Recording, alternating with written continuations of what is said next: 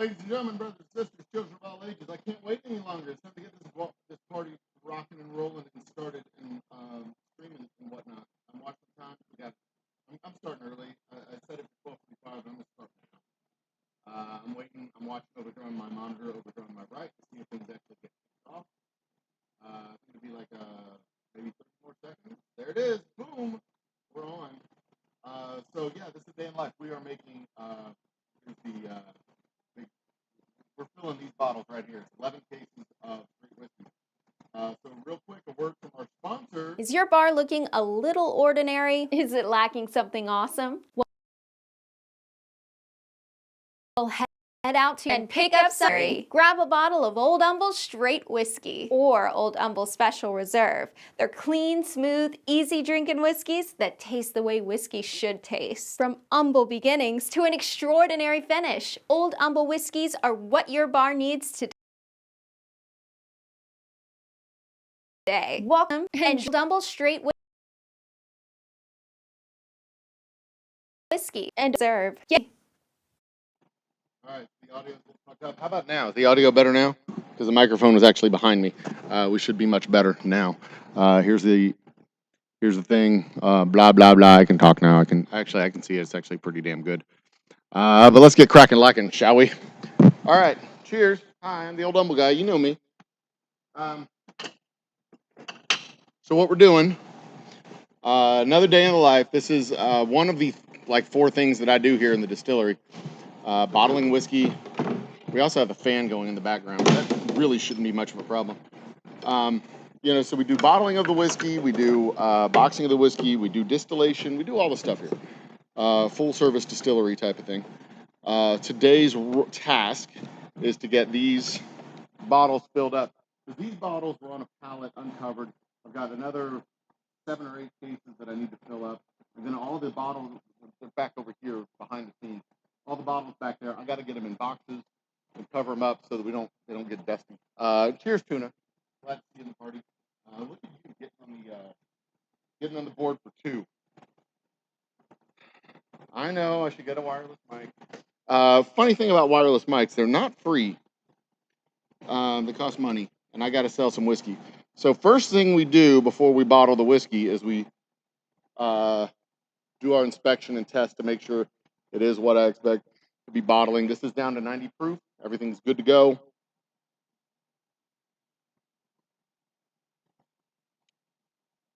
It's delicious.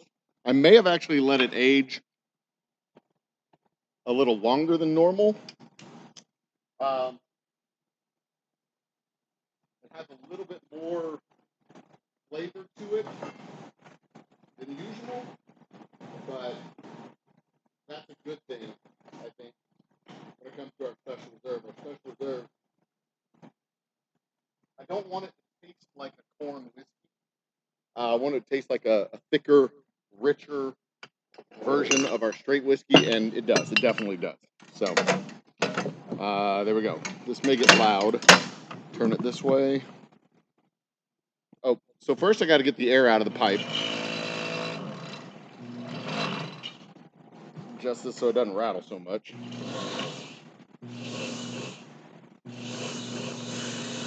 All right, now the air's out.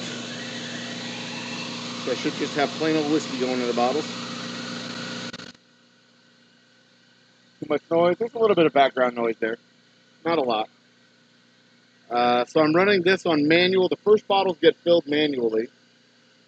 And if there's too many bubbles, I will pull the bottles back out, dump them into the wash, and start it over again. But it looks like these are good. I'll dip a little bit out of that out. Dip a little bit of this out. And we're set. I need to get my corks. Forgot to get my corks. Yeah, I should have waited another like 2 minutes before starting the show because I still have supplies over here.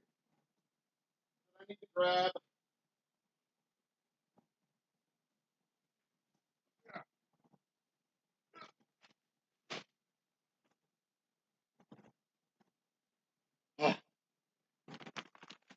So the weather outside is warm. It's about 85 to 95 degrees. here in the great city of Humble, Texas, where I'm actually at.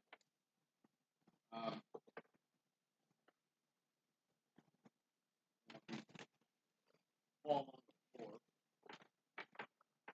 There we go. Good. Tuna, what's up? What are you saying? 4 subscribers. Yeah, I got 4 new subscribers last night. I saw that.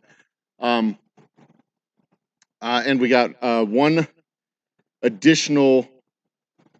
We got one additional comment on last night's video after the live stream, which I will allow. Onto the big board. So we're gonna have a fun. We're gonna have a fun spin next week or 2 weeks from now for the giveaway.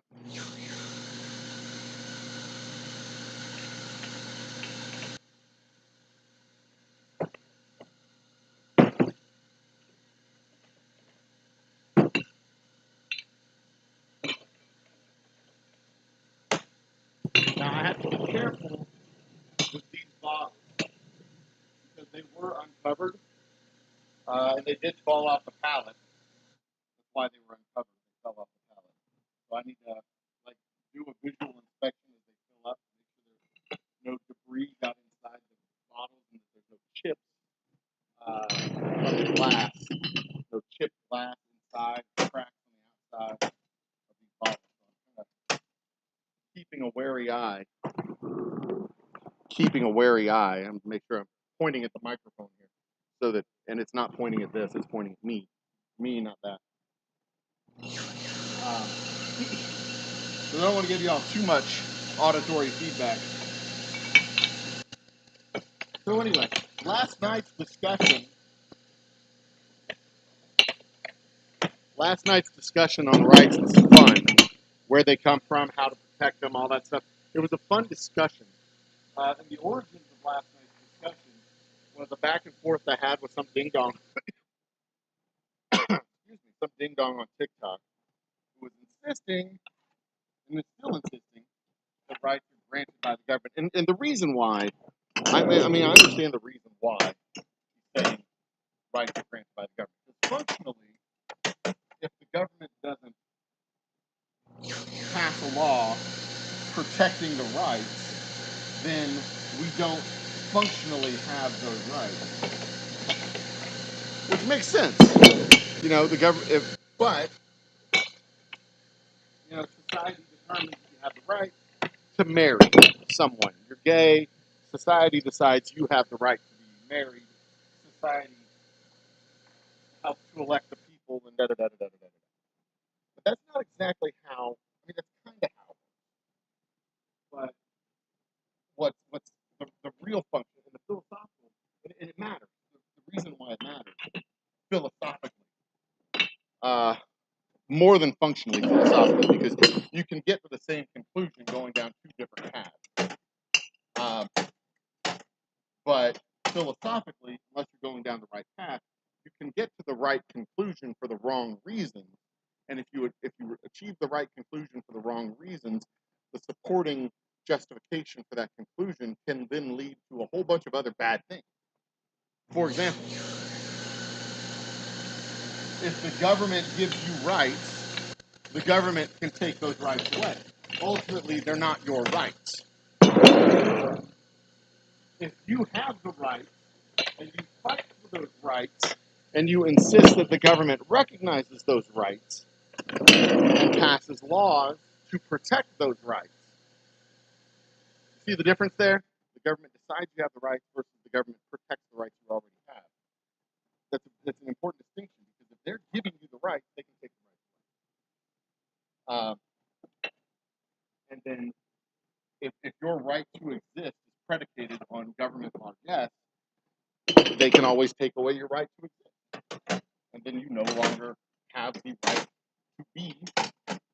You don't have the autonomy. You don't have the autonomy. You don't have the self-determination that we as a people recognize that we have. And that's an important distinction, because if you have the rights, then you have a right to representation. And if you have a right to representation, nobody can take that right away from you legitimately take that right away from you. And they can take it away. They have guns, right? They have guns and tanks, and I don't give a shit how many hunting rifles you have in your house. They can fire a Tomahawk missile literally up your rectum from 1,000 miles away. They have flying robots with missiles. I mean, no amount of Second Amendment protection is going to defend you against their flying robots. If they want to take the rights away, they can take the rights away. They can do it. But they can't do it legitimately. And as long as you recognize that they can't do it legitimately, you don't concede that ground. You can't concede that ground. If you concede that ground, then your government ceases to derive its authority to exist from you, and you derive the authority to exist from your government. And you are no longer a participant in your civic life. You are now a subject to someone else's civic life. And that's not how we organize our country. And that is a distinct departure philosophically from how our country has always worked, how our country has always been conceptualized, and the values that we hold and the values that we share all across the world. I mean, if all of a sudden we decide that our rights are not ours, that our rights are given to us by our government, then we can no longer stand up and say all humans all around the world have rights. And governments like China are no longer violating human rights because human rights don't exist. All rights are government. We can't stand up for the people in Afghanistan or Iraq or Iran or we can't stand up for people whose self-determination is being violated. And we can't speak for that because that's not a value that we hold. Even though we get to the same place, philosophically, we get to that same place differently. And if we get to that same place differently, it's not a value that we hold dear. And if it's not a value that we hold dear, then it's not a value that we can stand up and defend. That's why I went back and forth with this ding-dong on TikTok for 4 days. Because we're finally at a place in this country. We had the boomer generation, and then Gen X, my generation, following the boomers. And the boomer generation was the largest generation ever created. The post-World War II generation of babies, the largest generation of human beings ever born into the United States. Their generation overshadowed policy since 1970. And really, they came into their own in the 1980s. But my generation, Gen X, was smaller than that generation, and there weren't enough of us to be able to sway the policy and decisions of the Boomer generation. And as they went through and dismantled literally everything that their parents put into place, civil rights to Social Security to Medicare to and to their credit, brought in a low interest rate, low inflation environment, but also instituted trickle down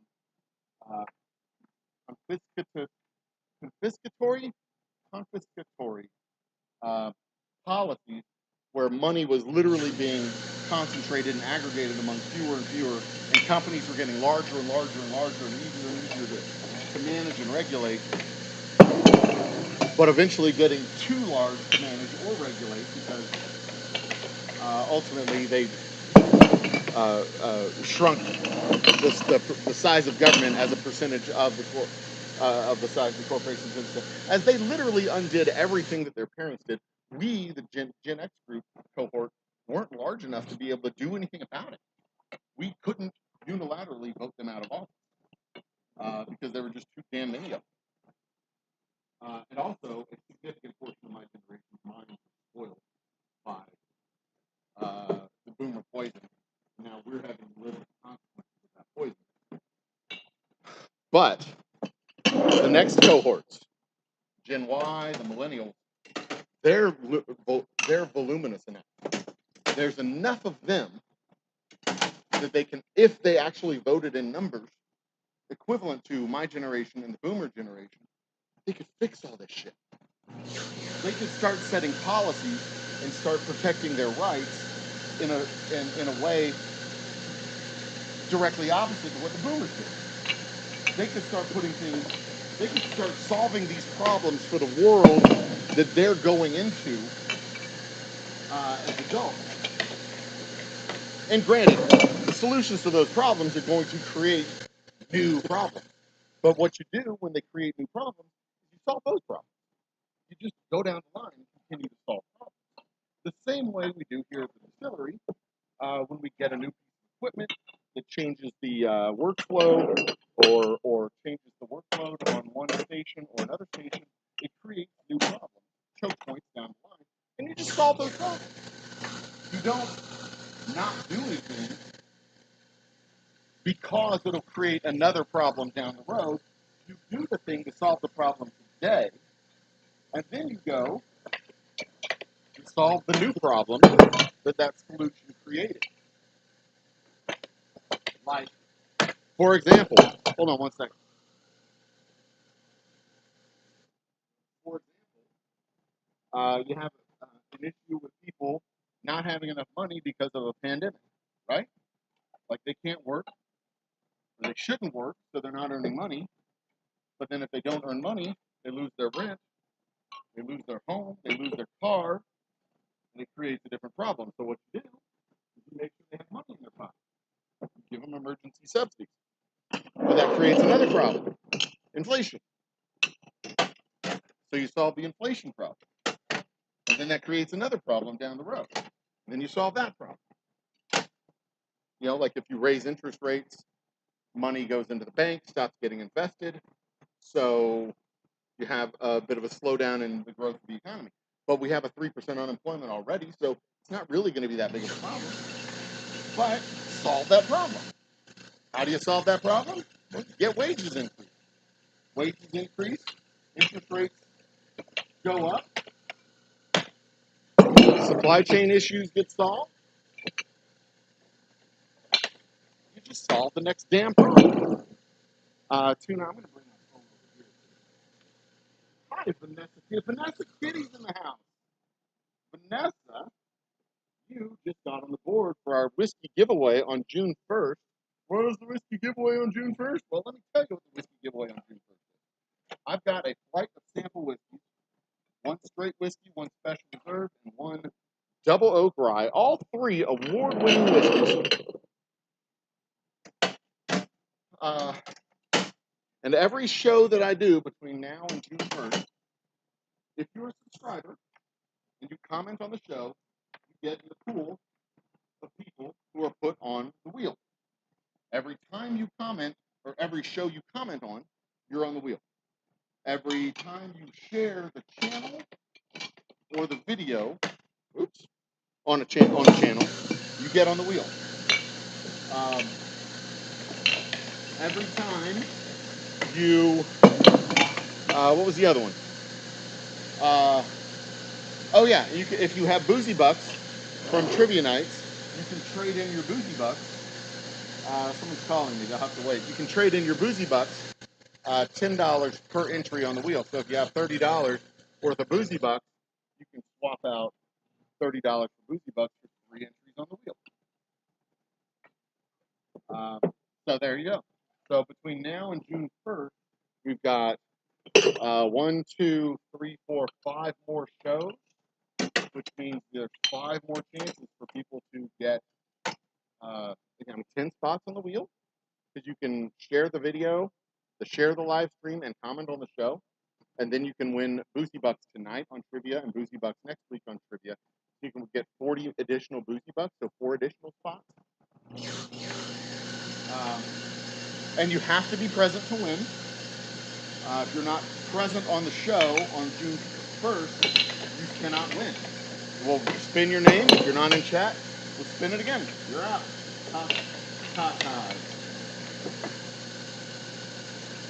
Thanks, Vanessa. I enjoy the opportunity to work. It is a blessing to do what I get to do.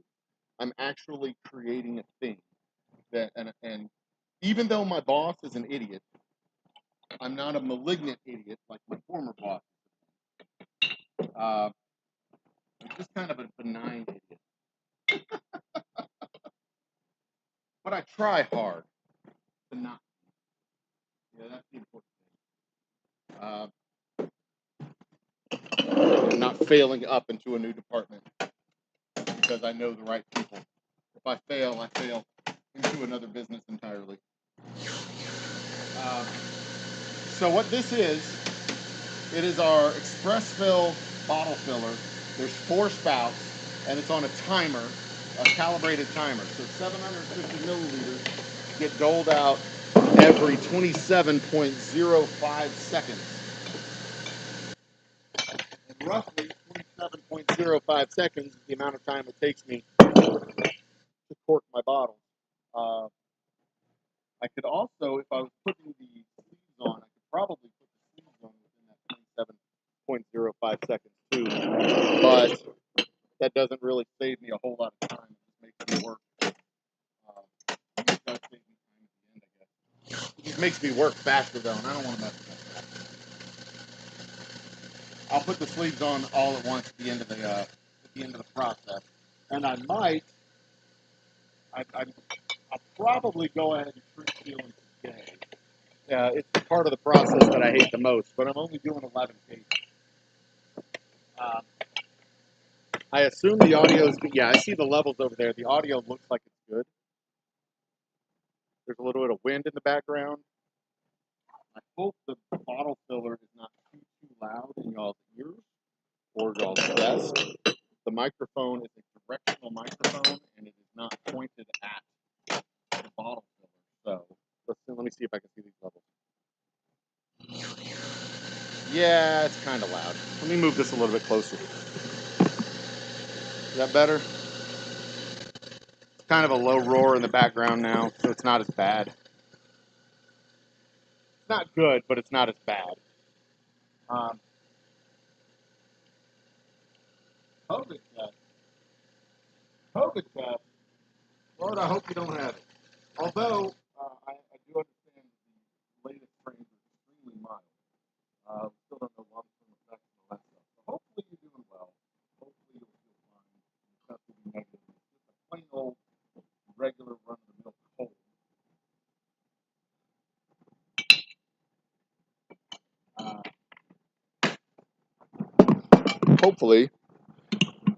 Hopefully it's precautionary. Hopefully it's not even a cold. That's my hope. So yeah, that's why. So that whole opening monologue, that was why I was on this right thing on TikTok world for like 3 years. Plus, it got me like 60 followers on TikTok. The activity got me like 60 followers. Because I also threw in some whiskey content in between. Because ultimately, personally, as an American citizen, I hold these things to be very important, very significant and important things. Our rights, our defense of our rights, and how to living in reality and participating in reality and participating in things that are real and true. That's why I talk about the round earth versus the flat earth. That's why I talk about philosophy and science and things that are real and tangible and functional and matter. Because as an individual, this stuff matters. As a company, this stuff also matters because we're trying to build a company that requires long-term stability. And if in the short term we have people with guns storming Capitol and wild swings in policy from one year to the next, and we can't count on any kind of stability or progress or like just regular planning for our business and our strategy, then we can't have plans for the future. We can't do things. So as a business, this stuff matters to me as well. Plus, as a business, being a good civic neighbor, being a good citizen personally, but also also as a business being a good citizen and doing well for my community and the other stakeholders, not just shareholders, but stakeholders as well. And to that end, for Christmas, for Q4 this year, we're going to take a charity to help support for fundraisers. Probably the local assistance ministry, Humble Area Assistance Ministry. We'll probably pick those guys as our local charity, but possibly also do something else on an individual level. Because it's kind of cool. I had this concept when we started the distillery of doing like individual awards. People who live remarkable lives and have done remarkable things. And it could be something simply remarkable, like is a teacher and has taught kids. You know, get nominated by your friends, by your family, by your coworkers, whatever.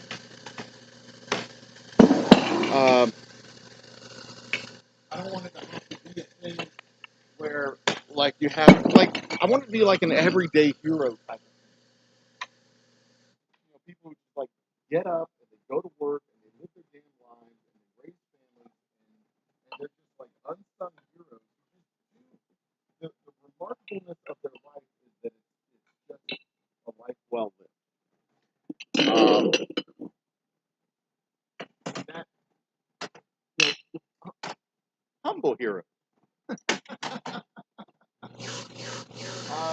You know, I'll leave the glitz and glam to other people. You know, every day he gets up and walks 23 miles to his job and he only has 1 foot and 2 fingers and does his, you know, he's a real hero for persevering through his handicaps and blah, blah, blah. I mean, that's cool. I'll leave those awards to other people. But I would really like to do something, you know, just like an everyman award. You know, you nominate something. It's not huge, probably not life-changing money, but like, just give an award like you get $100. A regular, ordinary gift for your regular, unsung, heroic life, and possibly, you know, put in some kind of good civic award, some level of good civic participation or something like that. I don't know. I don't know how to organize something like that. But I guess you just do it and put an ad in the paper and tell the paper, hey, we're going to do this thing. I don't know. I don't know how to do it. I'll figure it out somewhere along the way. Then I could have a whole. It feels dirty doing like a whole series of updates for a charity. It feels weird. It feels a little dirty. But I'll figure out a way to do it so it doesn't feel dirty and creepy,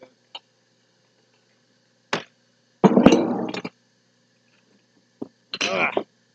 Now, a lot of these bottles here, this 17 or so cases that I'm going to do for the special reserve, a lot of these bottles are going to probably be down for total wine and possibly the Austin market. So that'll be kind of cool to be able to get that done.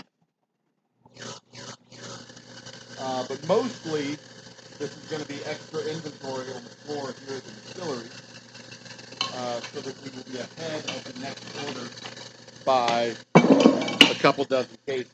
We have a dozen or so cases of our rye. We'll have a dozen or so cases of our special reserve. The only thing we won't have on the floor ready to go out, the only thing we won't have on the floor ready to go out will be our straight. So I will have to address that problem in the next couple of weeks. But it's a good problem to have. So they bought all of our whiskey. I like that part. That's the best kind of problem to have. They don't have any whiskey. They bought it all. So we'll be able to be ahead of our orders.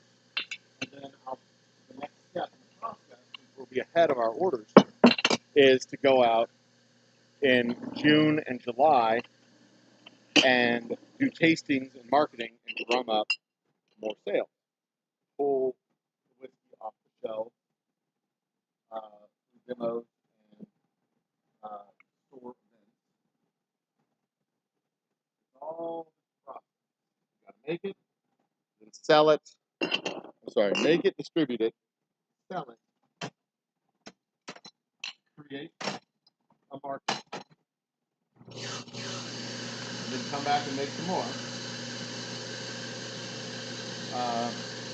to fill that market, to fill those gaps, and to continuously turn the wheels and continuously grow the process. We're in that mode now where we have enough capital and enough income to be able to continue to carry it forward.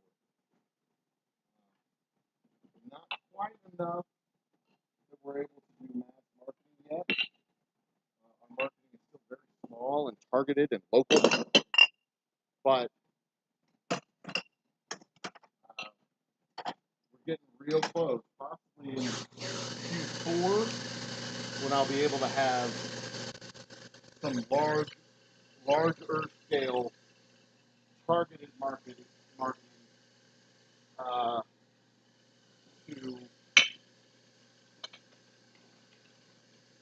locations and zip codes outside of the Humble area, outside of my social network, and outside of the stores where I'm doing demos.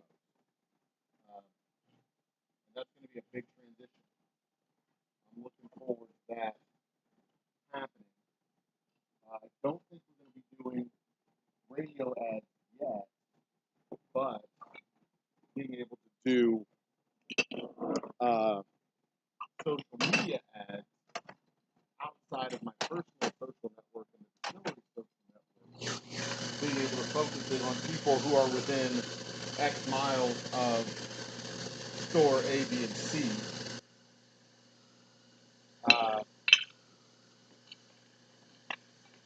That's going to be a big deal. It's going to be a big change. Be a big change for how we're operating and what we're doing, and the volume that we'll be able to reach as far as sales. I expect Q4 will be a big part of the year for us, because I'm going to bust my ass this summer to make sure we sell a stupid amount of whiskey. And then, of course, our you can't see it from the video. Oh yeah, you can see it a little bit. Right back there, the gantry crane and the little gray box, that is our steam generator. And tomorrow, we have our installer coming to get some of the plumbing done and the piping done, and give me a shopping list of things that I need to get at the store to help facilitate that installation. And then once that gets installed, y'all are going to get the treat right here on a day in a life video of watching me fire that bitch up for the first time. We were going to name it Helen, but I really like calling it Minerva more. Helen being the name of the Trojan, or the Greek queen that with a face so beautiful, she set the ships to sail. Wars were fought on her behalf, right? But I don't like that so much because, I mean, granted, she makes the ship sail here, but I prefer Minerva because Minerva was still the goddess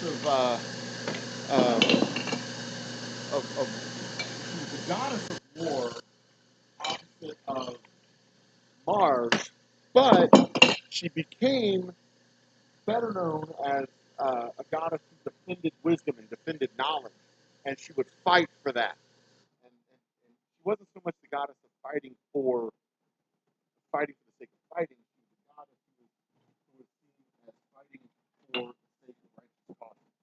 And I really, really like that name. And if there's anything that's going to drive this distillery, the heart and soul of this distillery, like our steam generator that'll run our pot stills and help us to make our bourbon, be the engine behind the bourbon that we make, it would be the goddess of righteous causes. Yeah, I'd much prefer Minerva. And I keep coming back to that for the steam generator's name. Like that should be Minerva. So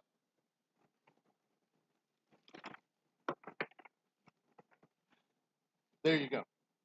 Righteous causes.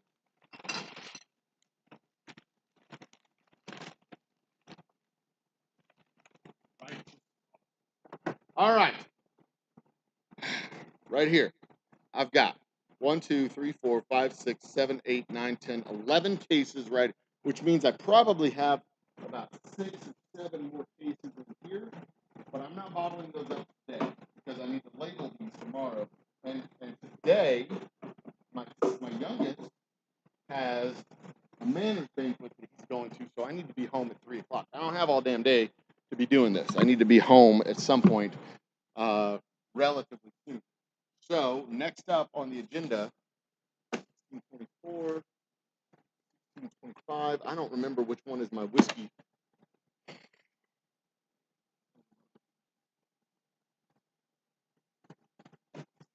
1624 is my whiskey. 1625 is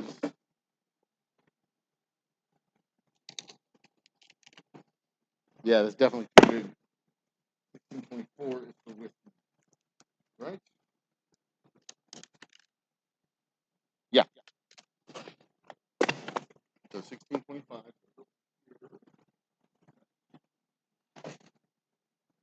Whew, it's hot. I have the door closed because when the door is open, it's actually hotter outside than it is inside because our walls are insulated. It doesn't get very hot during the day.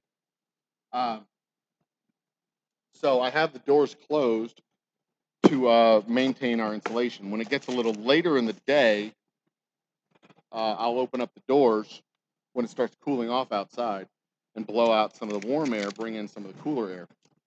But as for right now, it's actually much hotter outside than it is inside.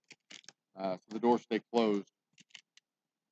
There will come a point in time in like June or July when the air outside and the air inside are just both unbearably hot, and it is no fun. I can only work in here until about 11 o'clock or after 4 o'clock. And even after 4 o'clock, it's still kind of warm until it starts to cool down slowly but surely, but damn. It is truly, truly uncomfortable. But that's the cross that I must bear until we get our AC turned on.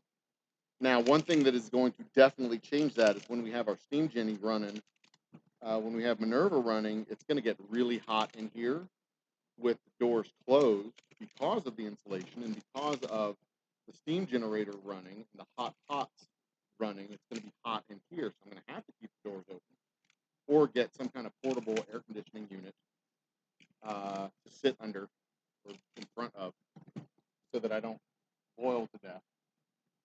Square Table back in the house. Tuna is still here with us. Cheers. Square Table. STD has joined the chat. That means you, sir, have been entered into our Wheel of Doom and Glory drawing next week on the 1st of June. What the fuck is he talking about? Wheel of Doom and Glory? Well, give me a chance to explain. Jackass. Golly. Jump ugly like that on me.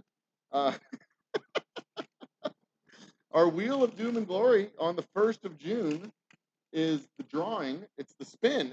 It's not a drawing. It's the opportunity for the entrants to win a sample flight of our delicious award-winning whiskey. Every time you get into one of our videos between now and June 1st, you get entered onto the wheel. You come into a video, you enter into chat. That's the only way I know you're in the in the lobby or in the audience, I suppose. You got to participate. You got to say something in chat, just like hi or my man. That's perfect. You're in. Everything. So you have let's see here. This show Thursday, Friday, Wednesday, Thursday, Friday, and I guess June. Well, no, I can't add people on June 1st. The wheel will already be loaded up as of June 1st. So you have 6 shows today, Thursday, tonight, Friday, then Wednesday, Thursday, Friday. 6 for sure shows. And if I do another day in the life between now and then, that's a 7. I can't promise that. Depends on how the schedule shakes out, how it works. Tuesday, I'm working the election, so I'm not going to be doing a show on Tuesday. But anyway, so that's the first way you enter in. That's opportunity for 6 entries on the wheel. Share the video on our community tab. Any one of our videos, every time you share one of the videos, you get 1 entry. You don't get multiple entries for the same video that you share. So you share a video, you get an entry. Share the channel, you get an entry. So that's an opportunity to get 6 more entries plus the channel, 7. And then if you have boozy bucks, if you have participated in trivia in the past, you can swap out your boozy bucks, $10, 10 boozy buck dollars for an entry on the wheel. So if you have 40 boozy bucks, you can get an entry, 4 entries onto the wheel. And we have 2 more trivia nights, tonight and Thursday night, 2 more opportunities to win up to 30 boozy bucks. $20 for first place, $10 for second place, $5 for third place. So even if you score third place twice, you can get an extra spot on the wheel. So there you go. That you're on. You got here. You entered into chat. And also, if you're not a subscriber, you're disqualified. But you're a subscriber, so it doesn't matter. You're good. You're in. I will update the list when I get home. There's already a list of 12 names, 12 slots on the board, or on the wheel, rather. So there you go. I'm hoping that there's going to be like several dozen entrants on the wheel and several people with multiple entries on the wheel. So they can be kind of fun and exciting. They're not. Actually, they might be bunched up. I don't know. I'm just going to enter them in the same order that I wrote them down. It doesn't matter. It actually doesn't matter if you have 6. If you have your name on the wheel 6 times, it actually truly doesn't matter if they're all bunched up in one spot or if they're spread out all around the wheel, because it's random. You have every single spot has an equal amount, an equal percent chance of getting on the getting selected. Damn it! So if you have a 1% chance, it doesn't matter if that 1% is all on all bunched up as like 6 out of 600, or if it's 6 spread out all around the wheel. Your odds do not go up or down. That is true. That is a true fact. The only variable in that is where the wheel starts and how hard you spin the wheel, if it's an actual physical wheel. This is a virtual wheel, so that doesn't matter. So there you go. Just like a lottery ticket with the numbers 1, 2, 3, 4, 5 has the exact same chance of winning as a lottery ticket of 1, 19, 27, 43, and 6. Anyway.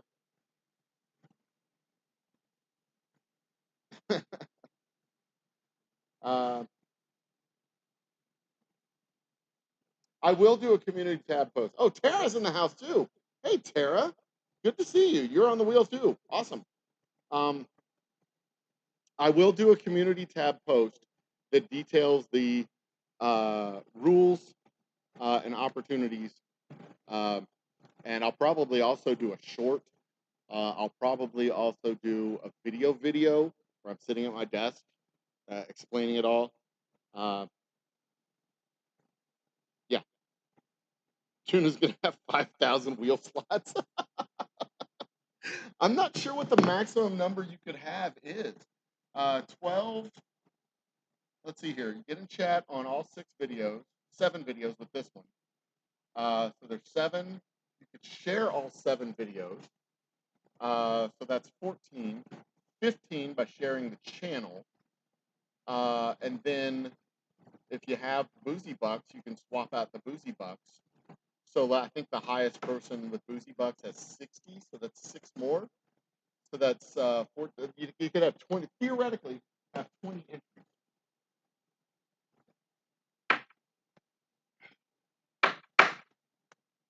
What am I looking for? What am I looking for? I'm over here completely lost with what it is I'm doing.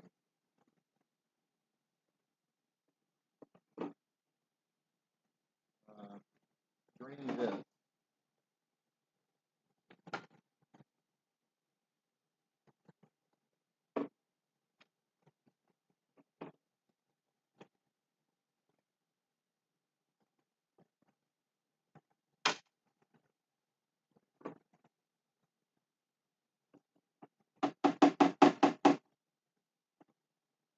Okay. You are drained. Okay. Get back up in there. I've got what I forgot what I was. Oh, I know what I'm looking for. I know what I'm doing. I forgot. I need my heat gun. That's what I need. I completely and totally forgot what I was doing. Heat gun right here.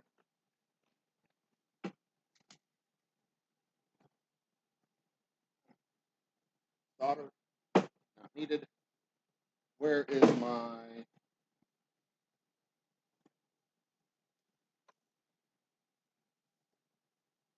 Okay, I don't want it to be here. I want it to be over. Yeah, this. No, yeah. I want this plugged in. So I think I want to plug it. Ah. So yeah, my youngest has a manners banquet today, where they get all dressed up, they eat the forks. He's not gonna like any of the food they give him because it's not gonna be chicken tenders, cereal. It's gonna be like meat and green stuff and mashed potatoes. And he's gonna be all like, "I like mashed potatoes. I'm not gonna eat it." Like, you knucklehead. Emperor has 278 squid bucks. Shikivoku, what the hell? Shikivoku Nebu Zito, your rise awesome. Thank you, Tara. Still can't drink. Don't have enough subs for the community tab. That's okay. You have other social medias. You can share it on your Twitter. Tag us if you do, or your Facebook. Tag us if you do. Do all the all the stuff where you can. And granted, I get the idea that favors larger channels, but I mean that's it also favors participation, and it's kind of reciprocal because I will reciprocate the sharing and comment and tag underneath the thing. Thank you for sharing, that sort of thing. Yeah, that time in chat when everybody posted the wrong answer because they got it from the wrong source. That was funny. That made me laugh. Like the YouTube answer was different than, or not the YouTube answer, the Google answer was different than the actual answer because of vagaries with the question. That cracked me up. That made me laugh. Like I know this, and the specific rule with that one was if you answer it wrong, you lose all your points. And they answered it wrong and lost all their points, and it was very, very funny.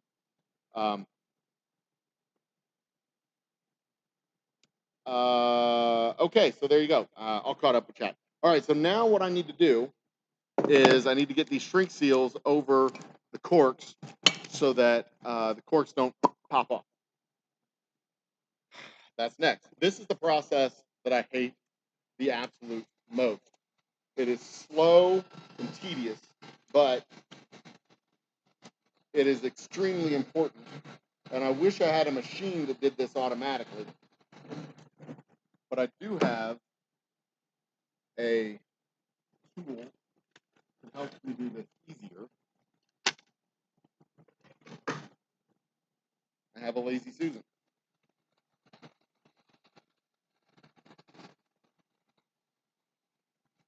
But the fan also makes it a challenge because the hot air gets dissipated with the fan.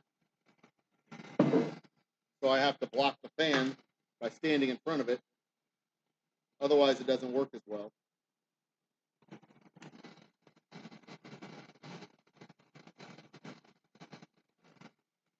This is probably the first process that takes actual skill and coordination. The bottle filling is the machine itself. There's not a whole lot I do with the bottling machine to make sure that it works. You just turn on the damn machine and let it run. Kind of eyeball it to make sure the levels are close to the same. And these are all within 10 milliliters of each other. My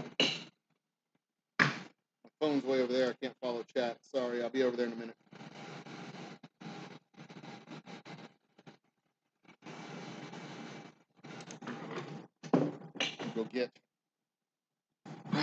I'll get this over here so you can better hear me as I direct my speaking into the microphone, probably.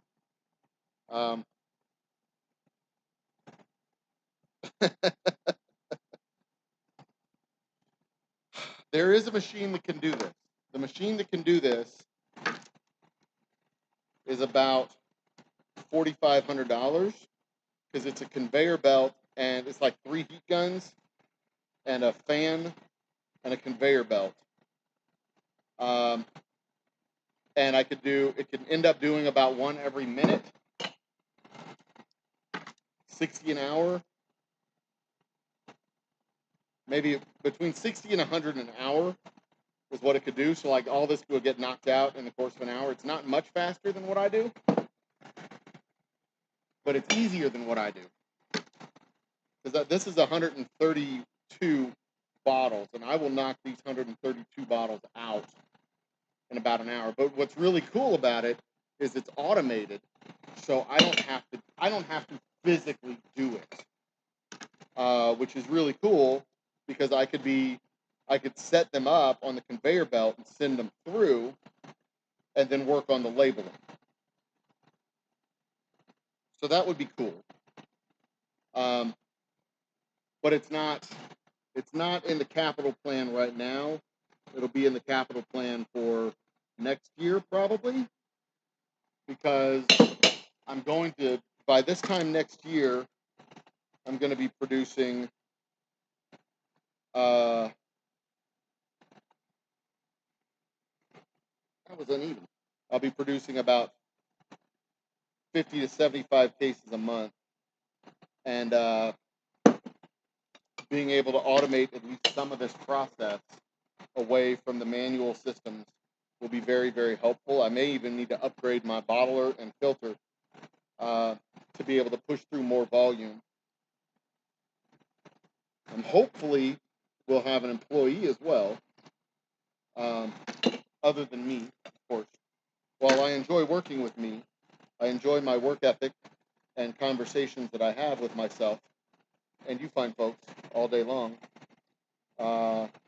It would be really nice to have another employee that I could count on to be able to come in and, do stuff while I'm on the road, or go on the road and do stuff while I'm here. That'd be kind of cool. That'd be super cool. So that's, part of the plans to be able to do stuff. Once the bourbon comes online, that's gonna make a big difference. Come October when our Ghost Town bourbon gets released in September or October. And then in January, when the Boomtown bourbon gets released, the whole math on the operation is going to start changing dramatically, both with volume and with revenue, and the number of people that I'll be able to have involved in the production process and the development process. You'll see the quality of our live streams change, the quality of our performers. Instead of just having solo singer-songwriter performers, we'll have full bands hitting the stage and doing their thing.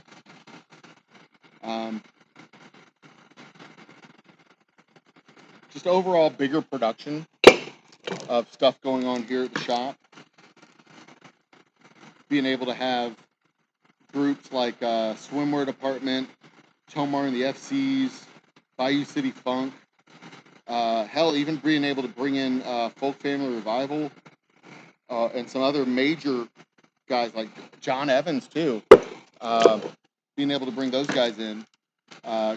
Comedy events with the Whiskey Brothers, Koo Agenti, Jerry Wayne Longmire, who's part of the Whiskey Brothers, Rob Mungle, who's formerly part of the Whiskey Brothers, Ryan Thaburn,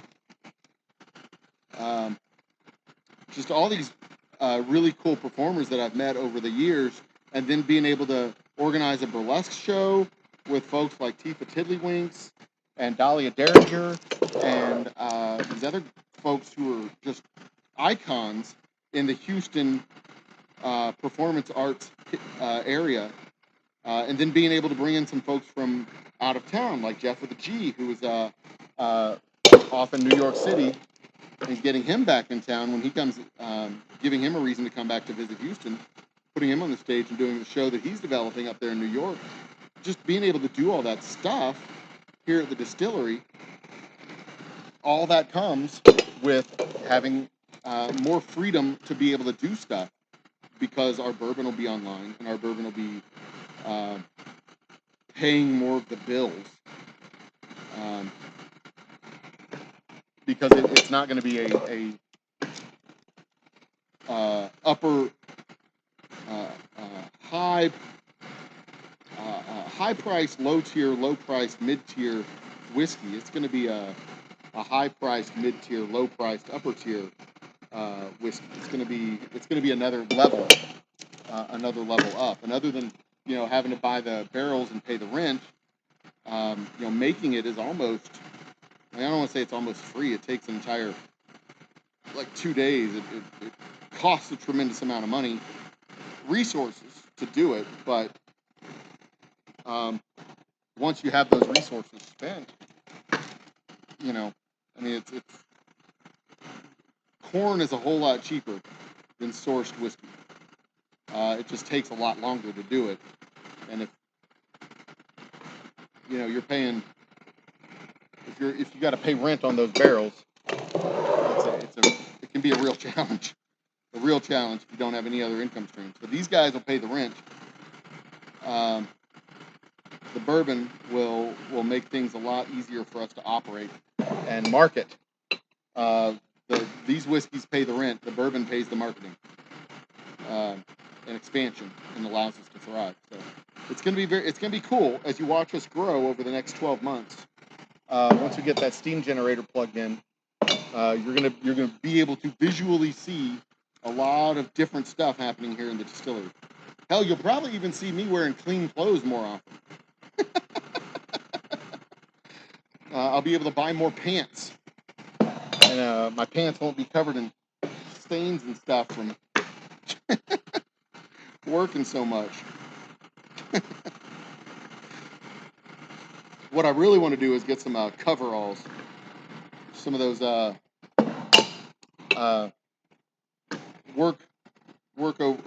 coverall workwear stuff that I can wear and not sweat like a fucking beast while I'm wearing it, because it gets hot.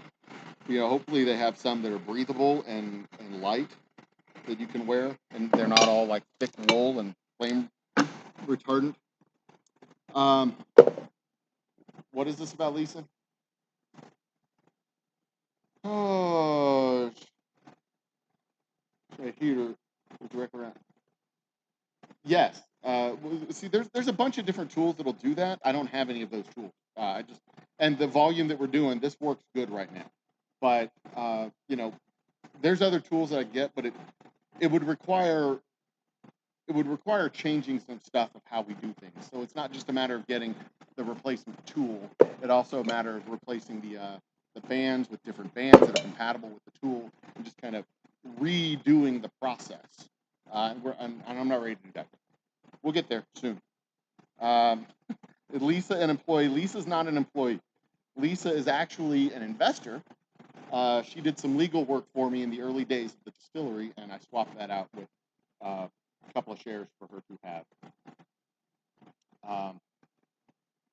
Corn is cheaper than sourced whiskey if you're just talking about materials for the whiskey. So where we source our base product for our straight whiskey and our special reserve, we buy like the whole tote, whatever, and the tote it's finished whiskey and it costs money. The corn, 300 pounds of corn is what goes into one of these pots over here. 300 pounds of corn is much cheaper than an entire finished tote of whiskey. However, the bourbon itself also has $1,000 worth of barrels and 6 months worth of rent, so $18,000 worth of rent, and the bottles and all the other stuff that goes with it. So the overall process of making the bourbon is more expensive. But if you're just talking about materials that go into the bottle, corn is cheaper than finished whiskey every day of the week. But now that we have a market for these guys, and these guys can pay the rent, then I can afford to make the bourbon and put the barrels up and pay rent. That's kind of the economics of the deal. Unless you have good financing to pay the rent while you're not making any money, you really can't afford to make bourbon. It's an extremely expensive proposition to literally pay rent for barrels, and you have to make it and make it and make it and continuously make it, so that every month is not, or every batch of bourbon isn't $18,000 or $25,000 worth of cost in that batch of bourbon, but the batch of bourbon is big enough so that the cost per bottle is small, and you do a batch every single month, so it's just that month's expenses that go into that batch of bourbon. Does that make sense? I hope it makes sense. If it doesn't make sense, we can talk about it more another time. But no, Lisa is not an employee. Lisa is a friend and a partner in the business, but she's not an employee. I don't pay her shit.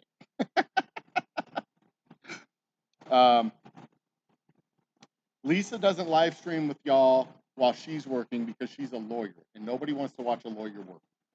She's literally typing on a computer and reading. Her work is boring. My work is doing something. It's interesting nominally, at least. Steve is in the house. All right, we got another name to add to the list. Should probably write these down. Where's my notebook? Time out. I'll be right back, boys and girls.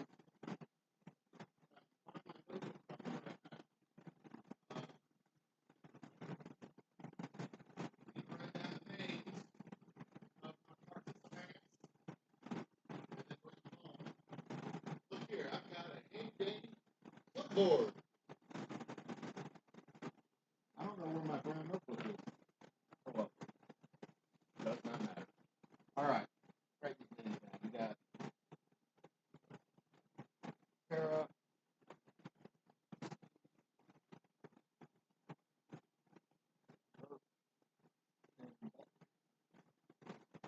Tuna. And yes, the corn it's standard everyday type of corn you get on your kitchen table. You could boil this corn and eat it. It is plain old, normal, everyday eating corn.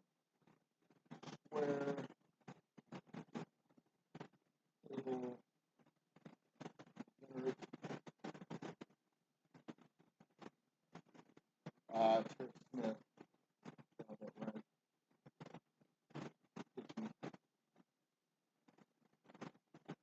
Who else we got? Square table, Tara, Tuna, Vanessa Kitty.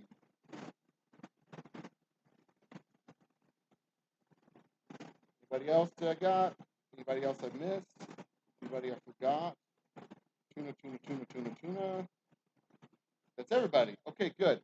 Now again, I see your name in chat. You get entered into our, I guess we could call it a sweepstakes, where we spin the wheel of doom and glory on Wednesday, June 1st. During my Wednesday happy hour, we'll kick off the month by giving away a flight of samples of our whiskey. It's a sample bottle of our straight whiskey, special reserve, and double oak rye. All three award-winning whiskeys. Between them, they have won a gold, a silver, a bronze, a gold, silver, and bronze medals in different competitions around the world and around the state. And all three of them are entered into the New York International Spirits Competition. And I am anxiously awaiting news, should be by the end of the month, as to whether or not our whiskeys won any prizes. I don't know if they will or not. Usually you can count on a bronze, at least, because bronze medal, like this particular competition, the categories, the medals mean, bronze is they liked it, silver is they buy it, gold is they buy it for their restaurant and serve it to customers. So I don't know exactly what that means. It sounds kind of subjective. But I know in the London International Spirits Competition, we got 90 points and 80 points for our special reserve and straight whiskey. 90 and 89 points, rather. They were the two highest ranked American whiskeys in the field. So, kind of proud of that year. I mean, at first it was like, cool, I got a gold medal and a silver medal. But then I was looking at all the other whiskeys and where we came in ranked against everybody else. And there was another whiskey from Texas, that other whiskey from Texas. There was some Jim Beam Suntory offerings. There were some big names, some big guns in the competition. And we outscored all of them. I was very proud of that. Well, Steve, if you win, you'll win one of all three. So you'll have the double oak. You'll also have the straight whiskey and special reserve. And right now they're in blank bottles, but I'm going to put labels on them, give it a nice little box for them to go into. I'll either deliver it personally. You can come to the distillery to pick it up. Or if neither one of those possibilities are feasible, I can put it in the mail and deliver it to you. One way or another, it'll get to you. One way or another, it's gonna find ya. It's gonna get you one way or another. Anyway, I'll stop. Nobody needs to hear that shit. So there you go. You're on the list. You're on the wheel.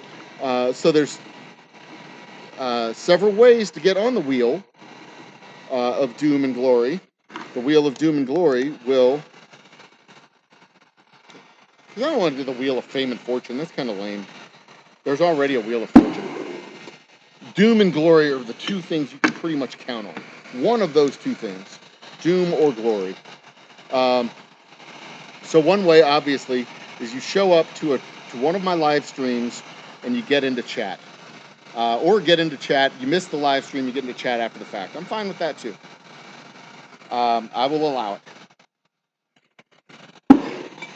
Every time you do that, one per show, you will get on the wheel. So you can be on the wheel.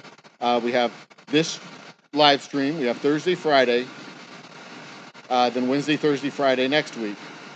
So you can be on the live stream like 6 times from now to then. Or if you open up yet last night's show, get on it.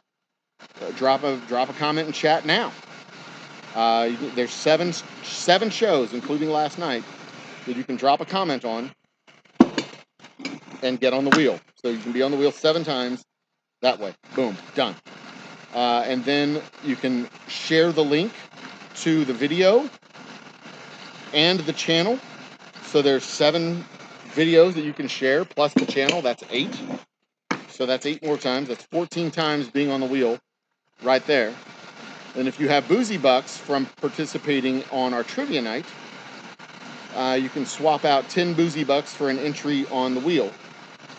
So if you have at least 10 boozy bucks, you can add a 15th entry. I think the top boozy buck holder has 60 boozy bucks. So they can add 6 more. I think the most entries you can have then would be 21. And I'm pretty sure that number has changed every time I've said it. But I won't be swapping out the boozy bucks unless I'm told to via email or direct message or through chat on one of the videos. That could be a great comment. Like, swap out all my boozy bucks for entries to the wheel. Thank you. Bye, ye. But I'll also throw in some shorts probably so that people can be on the shorts and enter in. And also, very important, you have to be a subscriber and you have to be present to win.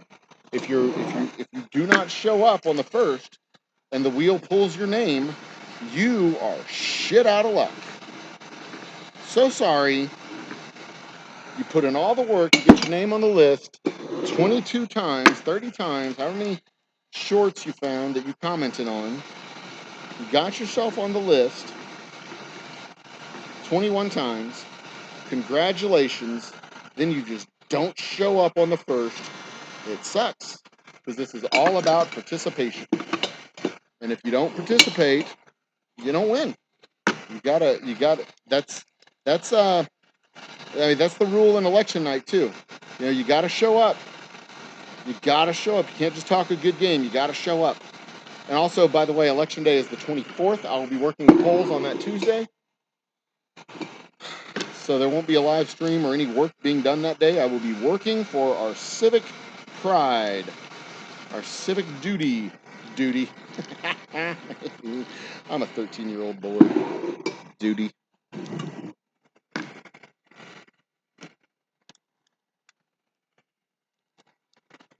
So yeah, you got to show up in order to win.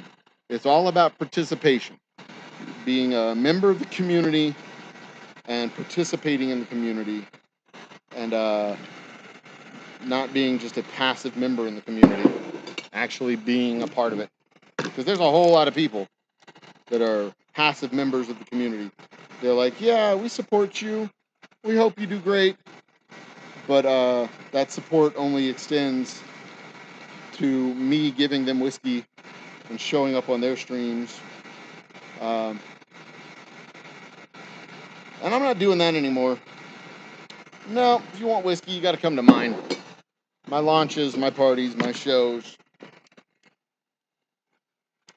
The one-way support going towards them is just not how it works. I mean, I've got a job. I've got work to do. I try to go to other people's streams, especially when I see your face over here on the shows. I try to watch them. I try to pop in. I don't always comment. I'll watch. Especially Square Table's interviews. He has some great interview subjects on his show. I would love to find out how you get those people on your show. Do you know the booking agents? Or who the hell are you calling to get these people to come on your show? And how much does it cost to convince them? Because that's fucking awesome. Because I can pay them in whiskey, but they don't always drink whiskey. I reached out to one maker who has an agent, a booking agent, or I contacted their agency, and like, look, I want her to come on the show as a guest. I want to interview her. She's a really cool maker. She makes really cool stuff. I want to know more about her story. I want to interview her and really share her story with everybody else. And they're like, she doesn't drink, so she wouldn't be good for your brand. Like, I don't want her to fucking endorse my brand. I'd want her to come on the show and talk about her, you dumb idiot. But fine, whatever, fuck off. So, agents are stupid sometimes. And also, you know, like, there's a very real possibility that nobody would have watched the show. So I'm not big enough. I'm not big enough and important enough to have big and important people come on my show for free.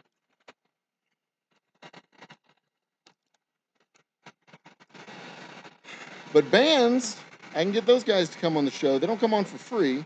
I pay them every time. Every time you see a band here at the distillery, I pay my artists. My artists get paid every time they come on the show and come out here and perform. If they're sitting in their room and performing live over the internet, I'll give them a bottle of whiskey. But if I'm going to make them actually physically get up, bring equipment, and perform, even if it's performing just to the camera, I am absolutely going to pay those guys. And if you enjoy the music, I encourage y'all to send them a tip, because they do. They get off on getting their tips. God, this fucking takes forever. It's 1:45 now. And I've done 1, 2, 3, 4, half of them. Half of these, and it's 1:45. It's taking me about 45 minutes to do half of them. Ugh. I hate this process.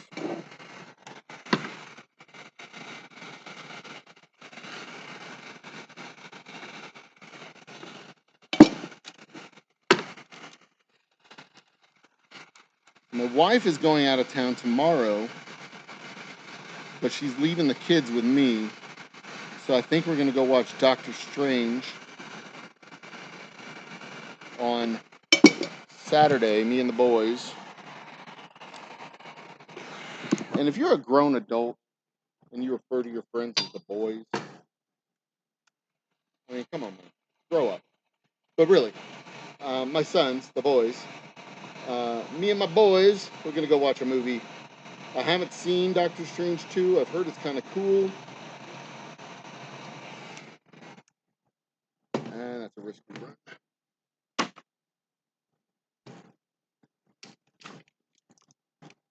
Ugh. So thirsty. I wonder if it's raining.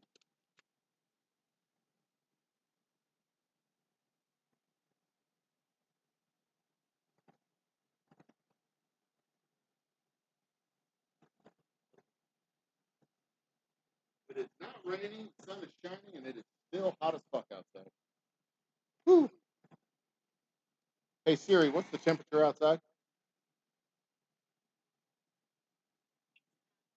91 degrees out there. Damn. Thank you.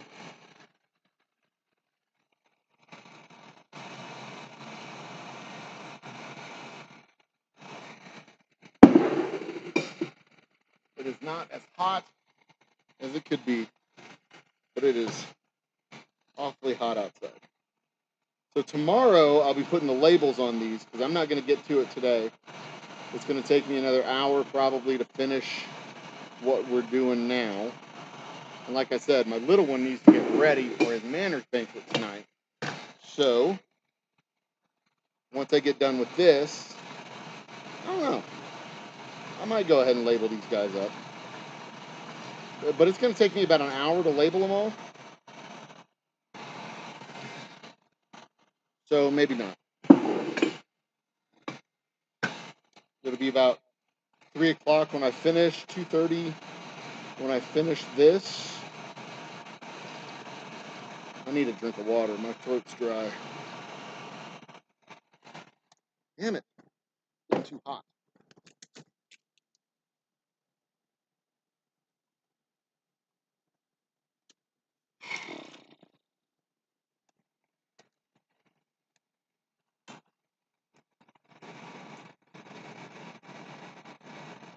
That's better.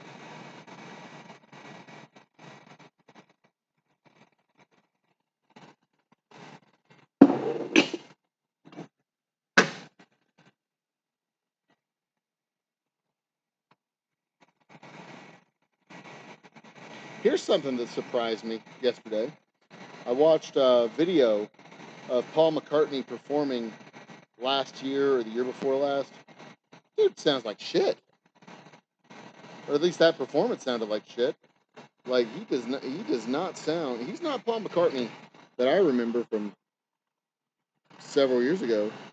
He's he's still Paul McCartney, but man, it sounded like, that surprised me. He's still Paul McCartney, but man, did it sound like trash. Maybe it was the audio. It just was poorly mixed. I think he was on Jimmy Kimmel, one of those late night talk shows, and it was during the pandemic, so maybe it was just like shitty audio that was coming through the system. I don't know. But that surprised me. Like, this is awful. This is like unlistenable.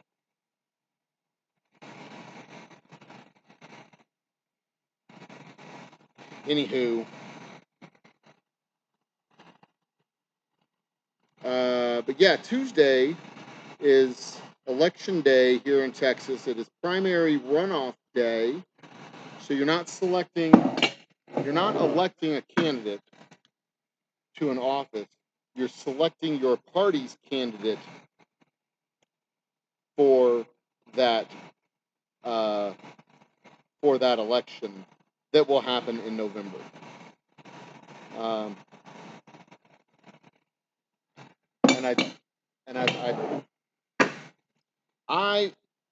One of my passions is voting rights, elections, and exercising your civic right and arguably your civic duty to vote. If you don't do it, if you're one of the, I don't know, this is a primary runoff, so there's going to be very few people who participate. It will be a very sparsely attended election because it's a primary runoff. That's just how they are. But if young people between the ages of 18 and 25 vote in the same quantities, same rate as old people who are older than 65, if millennials and Gen Y, Gen Z, millennials and I don't know what's the group that's premillennial? There's like the premillennial and postmillennial.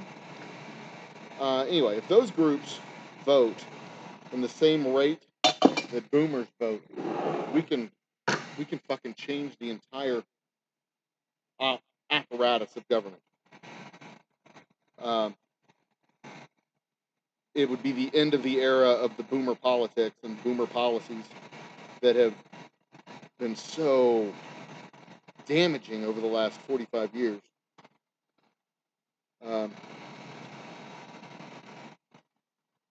But it's a primary runoff, so it's not going to be heavily attended. And the problem with that, here's why that matters. Voting is a muscle. It's a civic reflex. You either exercise it or you exercise it and it gets stronger, or you don't and it atrophies. You go to the polls, you do the thing, you practice this right, you practice exercising this right. If you don't practice it, if you don't do it, just like speaking out, just like defending yourself, just like shooting a gun, if you don't practice it, that skill goes away. That habit goes away. You got to form a habit that every election, every single election, I'm gonna go vote. And ideally, you vote for the people that you want in office. But you can't know every person. You can't vote for every single individual. You don't know every individual. So, barring that, that's where party identification comes into play. And knowing what the parties stand for, not just waving your hand and going, oh, they're all the same, they're going to focus all both the same way. They don't. They really aren't. In the 80s, I would have agreed with you. Like, conservative Democrats, conservative Republicans were kind of the same thing. But conservative Democrats and conservative Republicans today are not the same thing. One has mobs coming to the Capitol to hang the vice president, and the other simply doesn't give a shit about giving you health insurance, but doesn't want mobs coming to the Capitol to hang the vice president.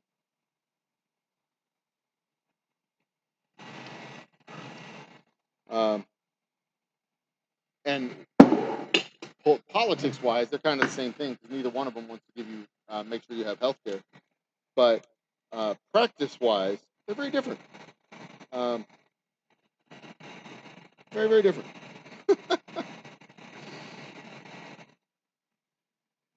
You know, a moderate Democrat is very different than a moderate Republican. In fact, I'm not even sure a moderate Republican exists anymore. Those kind of got purged out in the last 4 years. They don't have parties. They don't have a party that they can identify with.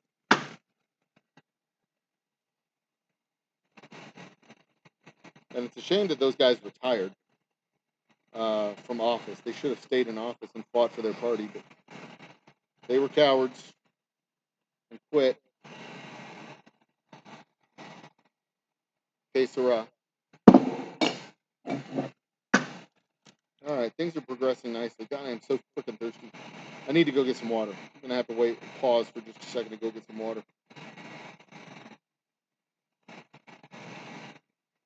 Come on.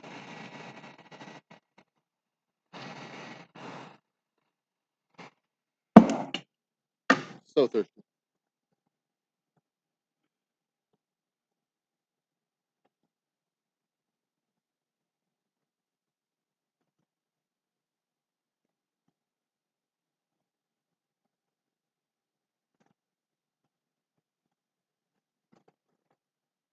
If I knew where my mug was, I could have a drink, but I don't know where my mug went.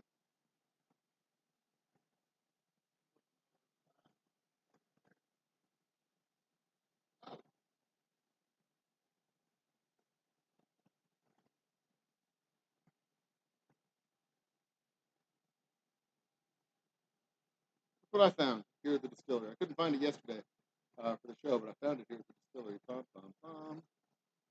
Like that? You like that? You like that? Damn right you do. Beautiful. And it's a big deal. It's a big accomplishment because there were exactly one winner of that medal. There wasn't a group of whiskeys that won that. There was one whiskey that won that. Mine. And in fact, all of the categories.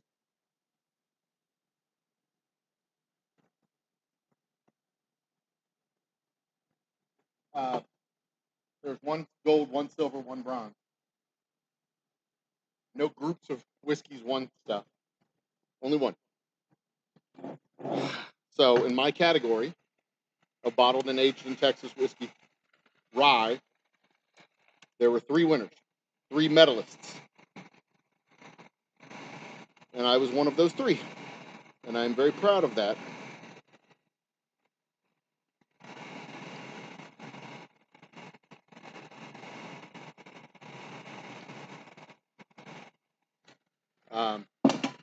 It was one of 3 out of about 25 entrants, give or take.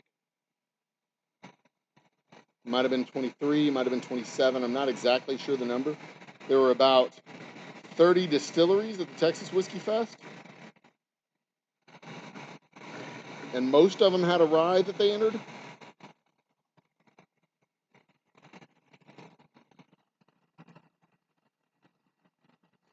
And next year, I'll have our distilled and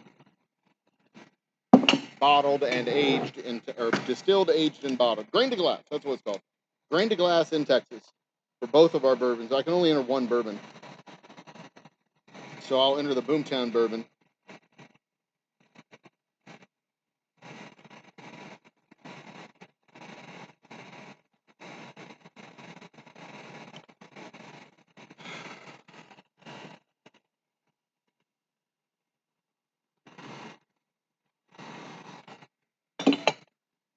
Come on. Into the competitions next year. But all of our bourbons are going to go on the tour. We'll have 3. No, just the aged bourbons. I'm not going to send all of them. We'll have 3 bourbons by this time next year making the tours, making the rounds. But only the 2, the aged ones, so our Boomtown bourbon and our 72-hour blackout bourbon. Commemorating the 72-hour blackout, from February of 2021. The whiskey that didn't have to be. The first 500 bottles being made with the snowpack from the 72-hour blackout that happened right here in town. Our marketing blitz on all of that is probably going to start in July when we actually put the first drops in the barrel.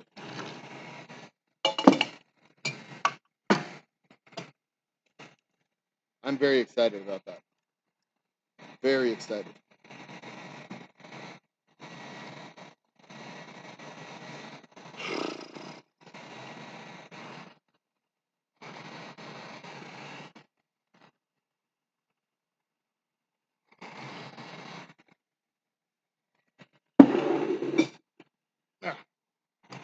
All right.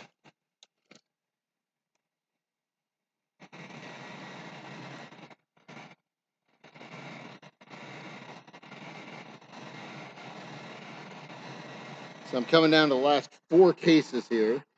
It is what? Almost 2 o'clock. I should be done by 2:30. Then I'll wrap the stream up so I can do my final close down here at the shop. At the end of each business day here at the shop, I go take a walk down our Continental Plaza. I take a walk down the street. So I give myself about a mile walk. By the end of the year, I'm hoping that that mile walk will turn into a mile run as part of my ongoing effort to drop 60 pounds this year, which has stalled over the last 2 or 3 months. But I got fat during the pandemic. I put on probably 40 pounds during the pandemic, during those 2 years. And I need to take that weight off because it's making me feel sluggish and old. And I don't like it. I did not like it at all. Kipton, I did not like it.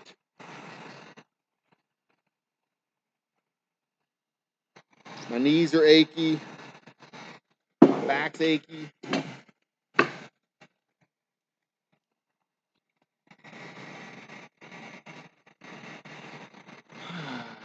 How many varieties do I have? How many varieties of whiskey do I have?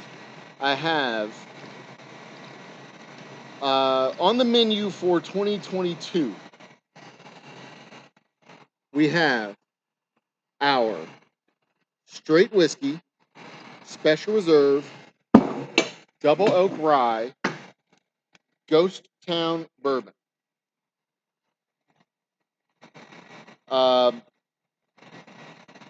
In the beginning of 2023, end of 2022, beginning of 2023, we will add our Boomtown bourbon and then our 72-hour blackout bourbon.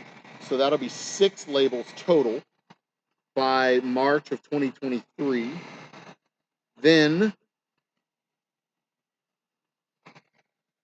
by the end of 2023, we'll add another rye, a pecan oak rye, which is like our double oak, except instead of 2 runs of oak aging, the second run of aging is with charred pecan wood, which is very different. It's a drastic departure from the typical pecan whiskey, which is using toasted pecans. We're going to have a very different flavor of pecan than those other whiskeys that use the nut. We're going to actually use the wood and toast the wood. And it is, all of the test products that I've done, it is absolutely amazing. It is so delicious. But I didn't want to launch with the pecan oak. I wanted to launch with the double oak because the double oak is a more traditional rye flavor. The pecan oak was a sweeter rye flavor, and I wanted to go out with the that robust rye. So that'll be 7 by the end of next year, and possibly a couple of things in between there, like our peach brandy, our rice whiskey and our peach brandy, rice whiskey, and maybe doing a rice bourbon where we replace the rye mash, or the rye portion of our mash bill, with a rice. I don't know how that's going to work with the barrel. It's going to be a weird flavor. It's going to be different. It's going to be unique. Or maybe replace the barley with the rice.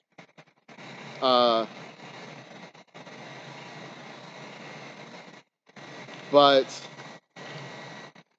the barley, the malted barley, has enzymes in it that help with the conversion of starches to sugars. It's called beta amylase. That's released in the malting process, and rice doesn't have that. So maybe I'd do a quad grain with the rice. I don't know. I want to incorporate rice into our bourbon grain bill, and see how that works. And maybe I'll make some bread with it first to kind of get the flavor, because I'm not sure how the rice is going to interact. So we've got some things I want to play with during 2023. But our main line right now, we've got 3. The end of the year, we'll have 4. Next year, we'll have 7 different varieties. At least 7 different varieties. And anything beyond that will only be available at the distillery.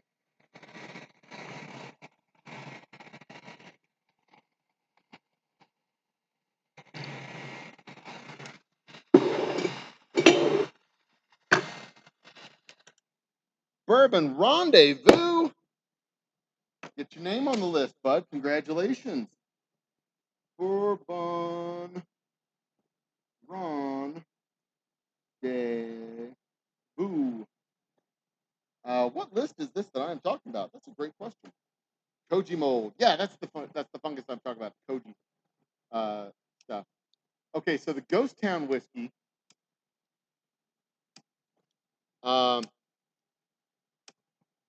You do an intermittent fasting routine. Yeah, I don't like fasting. I like eating. I'd rather activity than fasting. Fasting makes me cranky. Fasting makes me cranky. I become a very cranky bitch. On wood, but certainly be interesting. Texas youth conference. Oh, dude, Ron, let me tell you. When I have a bottle of it over here at my desk, when you open it up, it smells like a barbecue. I shit you not. It smells like the aroma when somebody's slow cooking a brisket, and you have that pecan wood in the smoker, and it fills up the air, and you can smell it's kind of that sweet, tanniny flavor that you get from it's so good. You can smell it on the whiskey, and you kind of get the vague hint of it when you taste it. It is so good, so good. Well, let me tell you about this list. What is this list that I'm talking about? We're giving away a sample flight of our whiskeys. Sample flight of our whiskeys. They're the 50 milliliter bottles. One of our straight whiskey, one bottle of our special reserve, one bottle of our double oak straight rye whiskey. All 3 award-winning whiskeys. And you will get a sample bottle of each. And on June 1st, we will spin the wheel of doom and glory. The wheel of doom and glory will have several names on it, and some of them several times. You get on this list, you get on the name, you get your name on the wheel by coming into chat in one of our live streams. So we have today, tonight, Friday, and then Wednesday, Thursday, Friday next week. And if I do a live stream between now and then, like this one, that one counts as well. So first criteria is you got to be a subscriber. And I assume that everybody who gets in here is a subscriber. Second off, you get in, you say something in chat, just like hello, or like you just did, you're on the list. Third option is you share one of the videos and or the channel in your community tab or one of your social media sites and tag us so that I know you did it. that gets you on the list. That gets you another entry on the list. And then finally, if you have Boozy Bucks from our trivia night, which is tonight and next Thursday, if you have Boozy Bucks, 10 Boozy Bucks gets you an entry on the wheel. You can get as many entries as you have Boozy Bucks to pay for them. So if you have 60 Boozy Bucks, you can be on the wheel 6 times, 6 more times. So there you go. And then we will spin the wheel, which will hopefully have several dozen names. Hopefully also have several dozen of those names on multiple times. Today we got 1, 2, 3, 4, 5, 6 additions to the wheel. Last night we got a dozen additions to the wheel. So we have 18 slots on the wheel right now. You have a 1 in 18 chance of winning. Share the video, hit that little share tab, share it out on your community post, share it out on social media, tag us if you share it on Twitter or Facebook or one of those places so that I know it was done and I can go back and look at my mentions and see that we got mentions. This is our 550 subscriber whiskey giveaway. So you, sir, are on the list. You have one of 16 entries. No purchase necessary, but you do have to be a subscriber to win. If your name comes up, I'm like, I'll have your name on the wheel. And if you're not a subscriber, then you're shit out of luck. You get no love. And I will check. I'll double check. Maybe I won't even put the name on the wheel. Because I get the notifications when I get new subscribers. As long as it's a public subscriber, I get the notification. There's a lot of people who haven't publicly subscribed. But I will also just take the honor system. I mean, I can't prove it. If you're not a public subscriber, I can't prove or disprove if you've actually subscribed. So I have to go on the honor system for the most part. And see, here's the really cool thing. People who just don't participate in the community, people who don't participate in my channel, people who aren't really like actively involved in the community, they don't watch the videos, they don't pay any attention, they don't participate, they're not going to be included.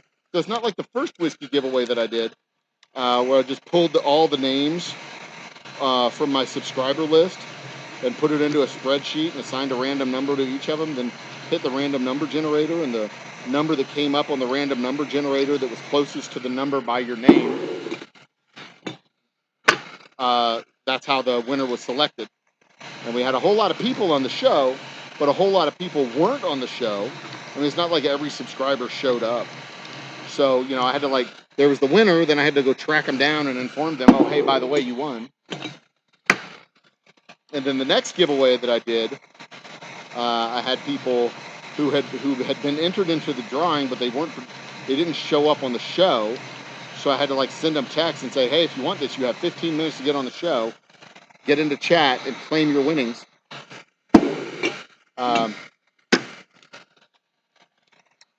So we're not going to do that shit again. You're on the list. You show up to the show. If your name gets pulled and you're not there, then you're just shit out of luck. I will give you a chance to answer, but if you're not there, you don't get it. That's I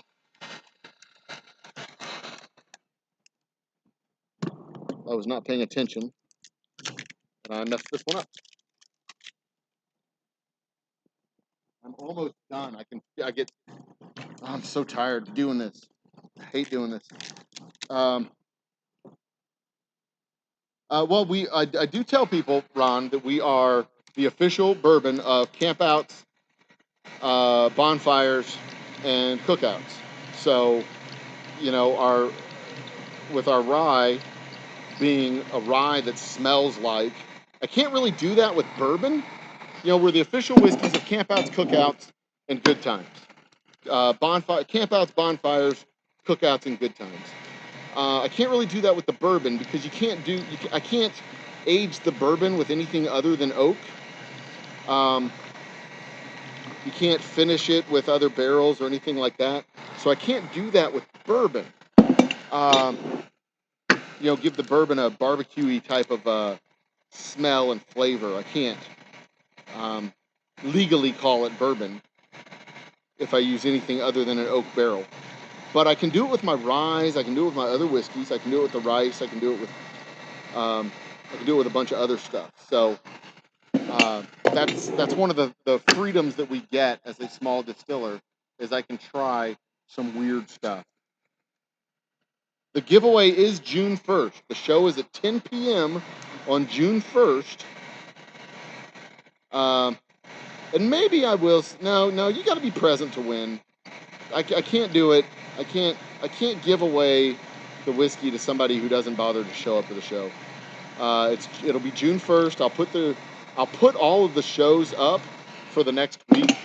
The live music, the trivia, to give people a chance to share the shows and, you know, do the qualifying stuff to get their name on the board.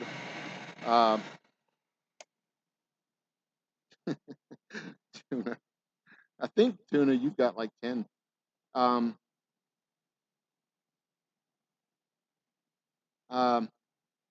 Oh, K&D Scrapping's in the house. K&D. Suits so cheap they're almost free.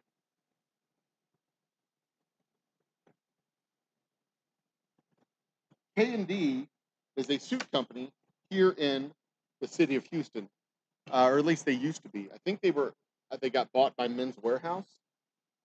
Oh, so fucking hot. I think they got bought by Men's Warehouse, but that was their slogan. K&D. Suits so cheap they're almost free. And they were cheap damn suits. If you wanted to get a black preacher suit, that was where you went to get black preacher suits. They had some awesome suits. Damn it.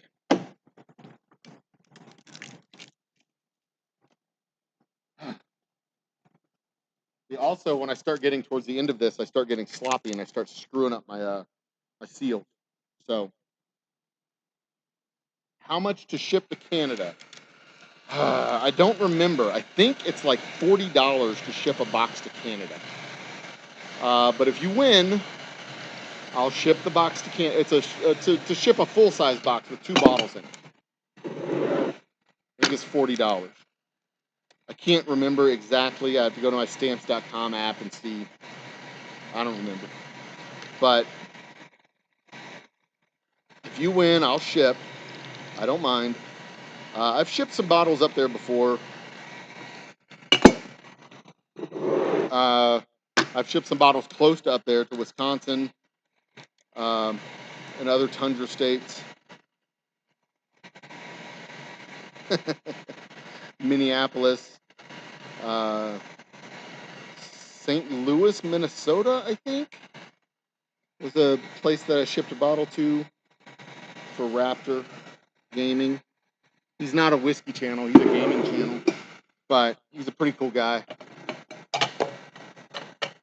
He's very supportive of the communities. He just passed 1 million subscribers on his channel a few months ago. Big 1 million subscriber blowout. He's a gamer channel, so, you know, he does his live streams and he's gaming, and as he's gaming, people just subscribe while he's gaming, and it's just insane. He does a live stream like every single day with a different game, and some of the games that he plays are like simulator games. They're like chore simulators, like the pressure washer simulator, lawn mowing simulator. So it's like he's sitting inside of his house simulating the chores that he should be doing around his house. And I just find that funny. It just cracks me up. Like, people are in their office watching him do virtual chores around a virtual house while they work. I find that just meta funny on several levels.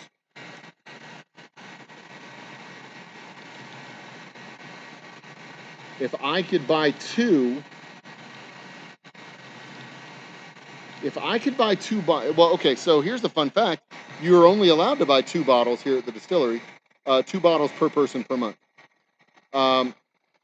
what I would tell people, well, first I'd ask them, like, what is your flavor preference? Do you like the robustness or do you like the sweeter, smoother stuff?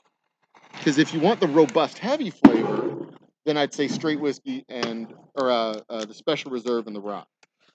But if you like the sweeter, smoother, then I'd say straight whiskey and special reserve, because the special reserve kind of fits in between both of these, where it's got that robust flavor, but it's also kind of sweet, but it's kind of on the opposite end of the flavor spectrum of the double oak rye, where the double oak rye, it tastes like a full-bodied rye. It's got all of the flavor and all of the punch that a full-bodied rye whiskey packs. The special reserve doesn't have that full-bodied punch, but it has a full oaky flavor. Excuse me. It has that full oaky flavor that comes with the double oaking process.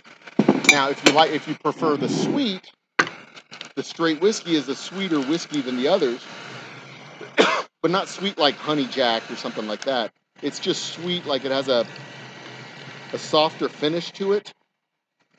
And then next to it, the special reserve has that same softer finish. It just has more oaky flavor. So depending on where you put the special reserve, which one you drink it next to, which one you taste it with, you get different notes and a different experience for the special reserve. Like none of these, well, they all exist on their own in the universe, but they don't exist in a vacuum.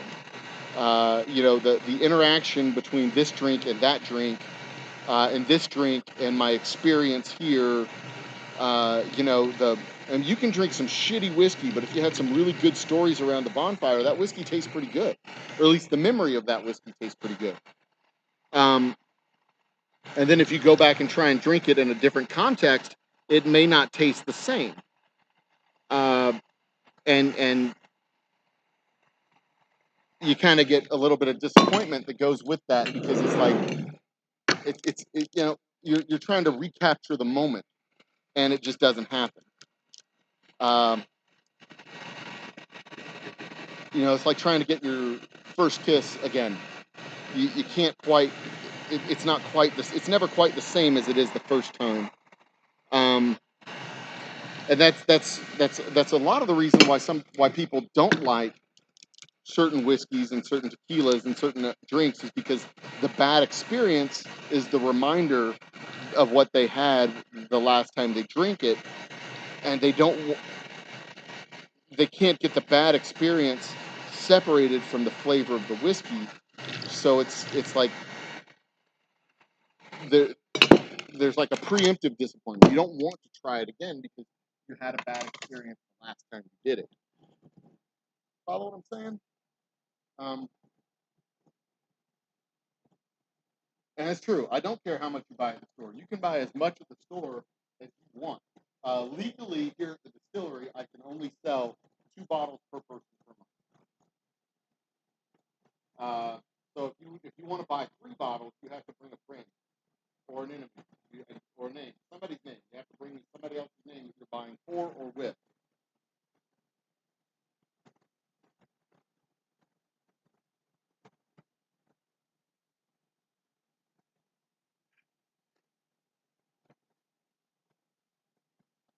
Yeah, Bourbon Ron, you pretty much nailed it. TABC, the law in Texas is set up to defend and protect the distributors and the distribution ranks and the package stores. Because me as a distiller, if I could sell 5 cases directly from my distillery, I'd do it in a heartbeat. If I could go to your wedding and sell whiskey directly at the wedding, or directly to a bar and bypass the package stores, I'd do it. I'd absolutely do it in a heartbeat. I could make bank doing it that way. Making the rounds in the back of with a couple of cases in the back of my truck, selling $500-$600 worth of whiskey a day. Shit, yeah, do it in a heartbeat. But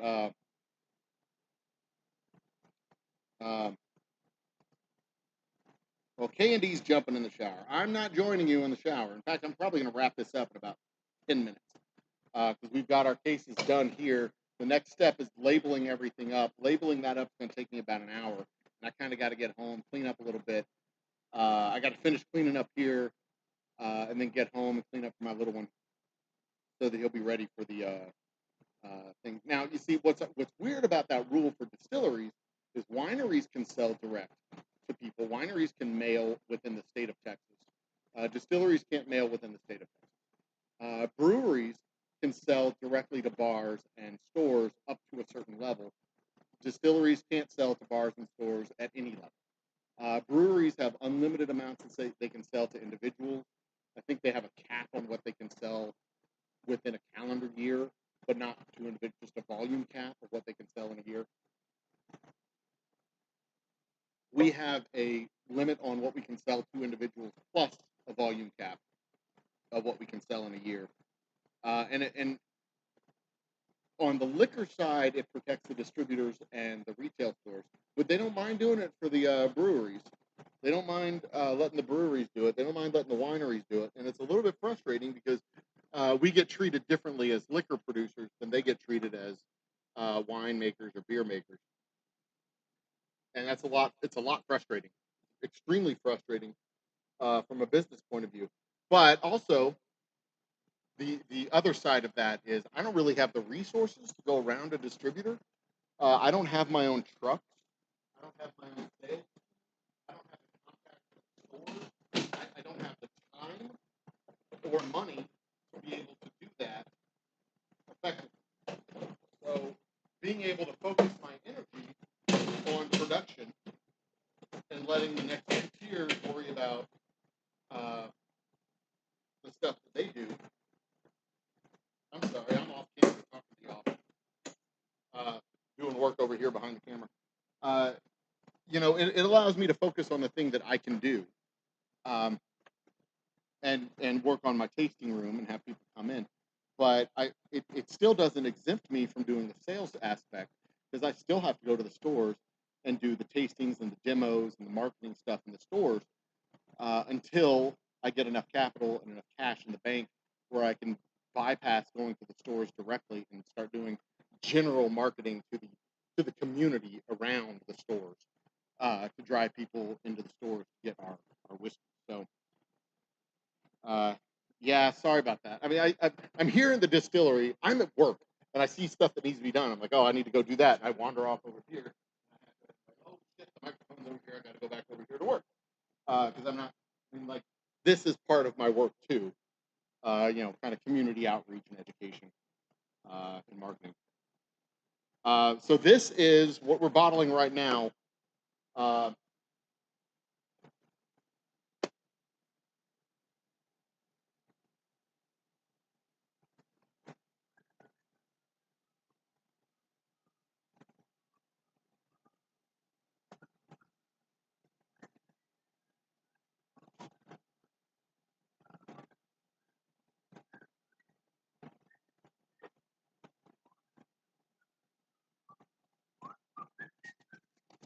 So this is the next step in the process. We will be bottling or labeling the bottles with the special reserve label. So that's the next step in the process. And that'll be tomorrow. I'm not going to start that today because if I start it, I'm not going to want to finish it. Or I'm going to want to finish it. So I'm going to want to be here the entire time. It's going to work good. Milk comes tomorrow. So yeah, if I start this process, I'm not going to want to stop. And I need to stop. I need to stop today because I have other work that needs to get done that's not this. This can be finished tomorrow when I come in here and start setting up for Ryan Adam Wells Friday nights live at the Old Humble Distilling Company. But yeah, so that'll be tomorrow. I may do a live tomorrow. I may not. I don't know. But I have another 6 or 7 cases. I have another 6 or 7 cases that I'm going to do out of this batch, and that'll be next week. So I don't need to, I don't need to like kill myself doing the work. I have other stuff that I need to get done. And that's kind of how the workflow around here goes. There's like I try to break it up into manageable pieces, so I'm not here doing like 50 cases at a time or 60 cases at a time. That's a burdensome amount of work. But being able to come in and do 10 cases and then finish them the next day, and then start them up the next week, do 10 cases and finish them the next day. When we're in our full production mode, when we're doing the bourbon and everything going all at once, being able to make the bourbon and bottle up 10 cases, then wrap this up, finish the process, clean up, and move on. Every week doing 10 cases or 15 cases a week is a good, it's a manageable volume. It's not the maximum volume that we could do. Our maximum volume that me by myself I can do in a week is probably closer to 40 or 50. But if I bring in if I start getting some employees to come in with me, then we could easily do 50 cases a day. To be able to do this kind of volume in a day, easily do 50 cases in a day, which would be way more capacity in production than I think what we could actually make in this shop. In this shop, I think we could probably do about 150 cases a month. Probably. Maybe 200 a month. But that also means we're going to need to push out 200 cases a month because we don't have storage for 200 cases a month. 200 cases would be 5 pallets of 4 pallets of bottles. And we don't have the storage for 4 pallets of bottles. There'd have to be a truck coming to pick that shit up every time. Which would be a good problem to have. Trucks coming on the 5th of every month to pick up 200 cases. That's a great problem to have. I'm down for it. Sign me up. Are we distributed through Specs? Primarily, we are. Primarily, that's our single largest retail outlet.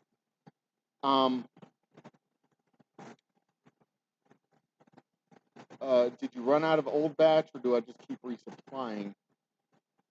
I don't know what that means. This is the last barrel from our last batch of Special Reserve. And once we're done bottling these up, I have some rye. That's the next whiskey that goes into barrels. And then hopefully the next order will be straight whiskey. I have more barrels of straight whiskey en route. And then Special Reserve. From that batch of straight whiskey, we'll make some Special Reserve as well. So, yeah, so there you go. GS Spirits and Crosby, or Katie Wine and Spirits and Katie, I don't know. Ask them for it by name. And if they don't have it, tell them to talk to their rep with ATX Wholesale Liquor. Or ATX Wholesale Spirits. Or tell them to call me directly, and I'll give them the contact information for our reps at ATX. That's probably the better way to go. Just tell them to call me. Pull up my website on your phone. The phone number's on the website.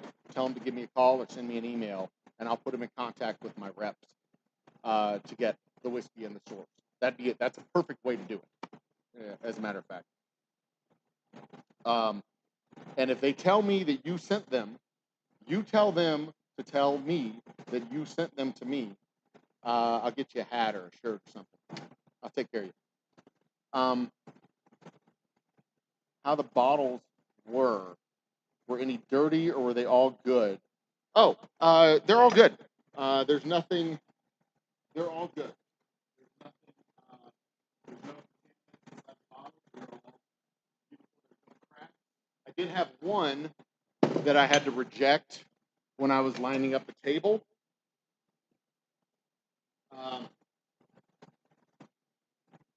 See this? That is probably cracked. So what happened, I backed the truck up to this door here. And as I bring the pallet onto the lift gate and I lower the lift gate down, the lift gate kind of sagged a little bit. And before I could catch the stack, the pallet, and pull it back as I was bringing the lift gate down, if I brought it down quick enough, it would land on the ground and lean back. But before I could catch it, it leaned too far. Let me see if I can pull up the picture real quick. Before I could catch it, it leaned just a little bit too far and sploosh onto the ground went the bottle. And those bottles looked like this. They landed on the ground. So you can see by the truck at the bottom of the pallet, that stuff that's opened up like that, that's the top of the pallet. That's the top rack of bottles splayed out on the ground. I lost about 16 bottles. And you can see on this bottle here, it's kind of cracked in the neck.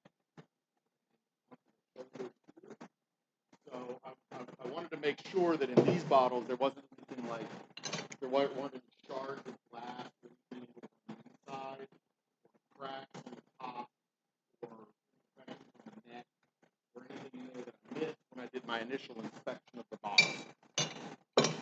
So that's what happened. So this bottle is going to go in the trash. And there you go. And it was like 16 bottles that we lost. Not a huge disaster, but it could have been much worse. I lost like 3 hours of my time because I had to literally unload them off the pallets. So I have 1, 2, 3 pallets of bottles on the ground instead of having it all in one spot. So it's taking up a lot of extra space. And they're not covered. Usually I have my bottles covered so that nothing gets in them. So what I need to do is I need to take all these boxes or all these bottles that are sitting on the ground and open to the air. That's also one of the reasons why the doors are closed, because I don't want dust coming in here and getting into the bottles. But what I need to do is I need to take those bottles and load them into boxes like this, upside down, so that nothing gets in them. No bugs, no dust, no dirt, nothing gets in them, and they're stored nice and neat and safe upside down in their boxes, and they'll be safe and clean and cozy. So, human land submarine fell over. Shop specs will trigger those 2 independents. Yeah, and that's the best way to get us into an independent is to refer them to me, and I can put them in contact with our distributor. Our distributor will 100% drop them a visit because that's their job, that's what they do, and I'd be happy to swing by with a sample as well.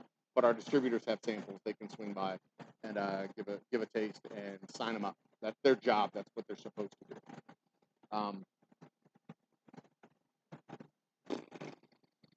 So that's great. Am I running into issues supply chain for glass or corks? I was running into supply chain issues with the glass. I don't know if that issue is completely resolved yet. I have plenty of corks. I put in a big order for corks, enough corks to presumably get me through the rest of this year. Fingers crossed. I'm hoping I don't have to put in another order, but this bag is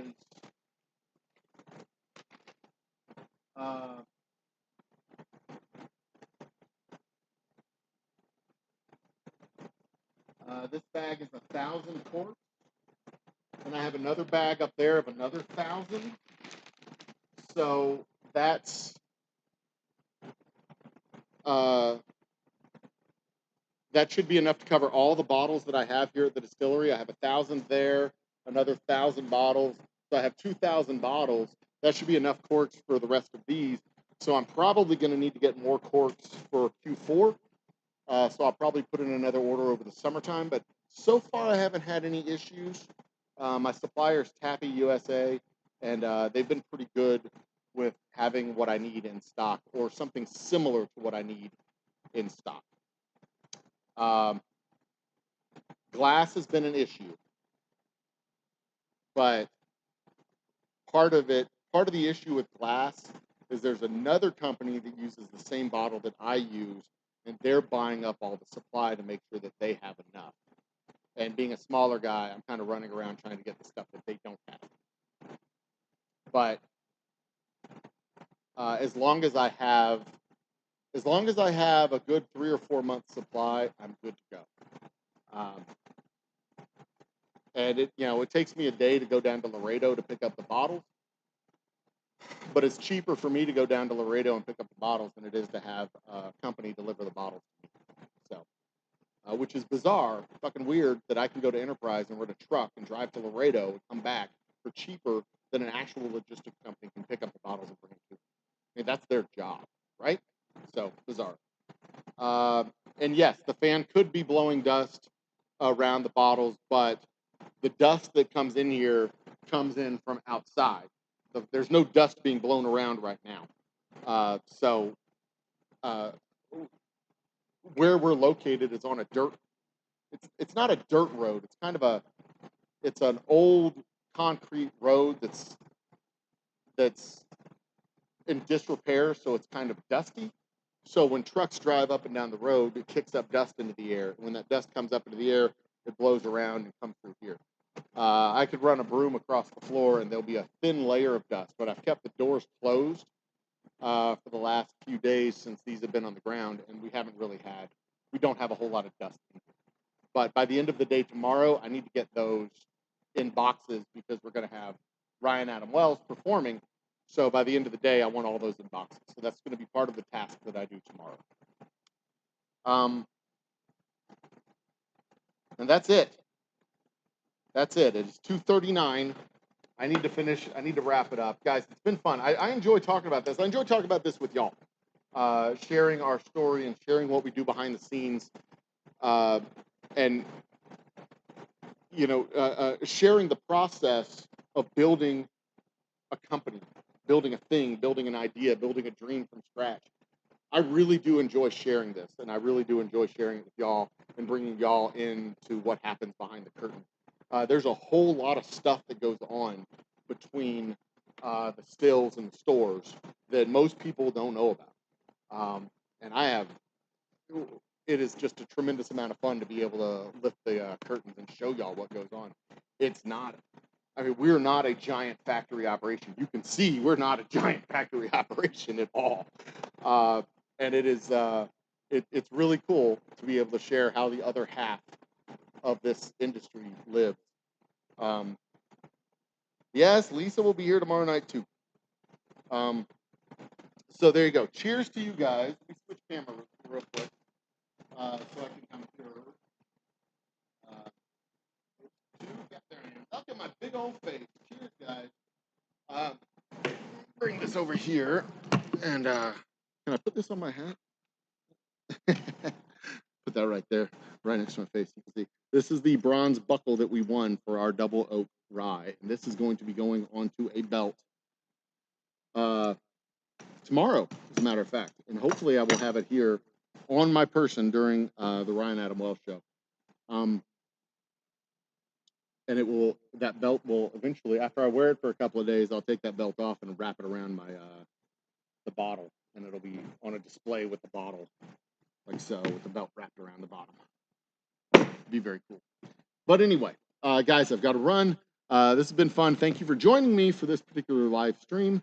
Next week, I'm very likely, there's a very, very likely chance I'll be doing a 100,000 views update. This is shaping up to be the biggest month we've ever, we're probably going to have 10,000 views on our channel this month, which is easily the largest month we've ever had with just plain content. And I'm going to give an update on, because it'll be the end of the month, I'll give an update on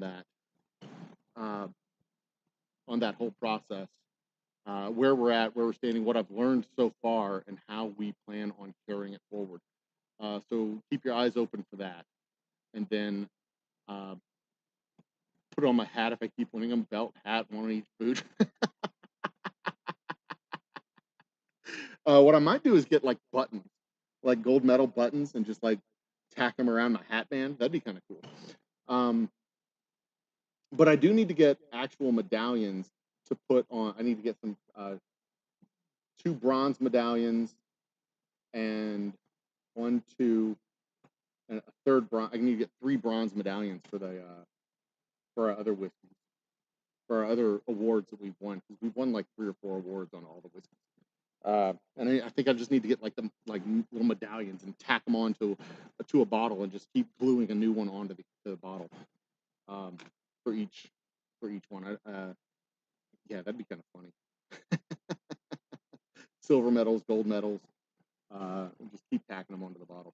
I need to put them on the bottles in stores as well, like either neck hangers or shelf talkers.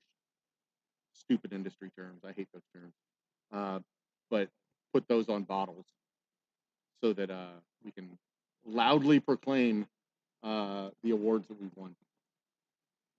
With 500 subscriber special, it's a haunted sleepover in the cemetery. Okay, folks. Yes.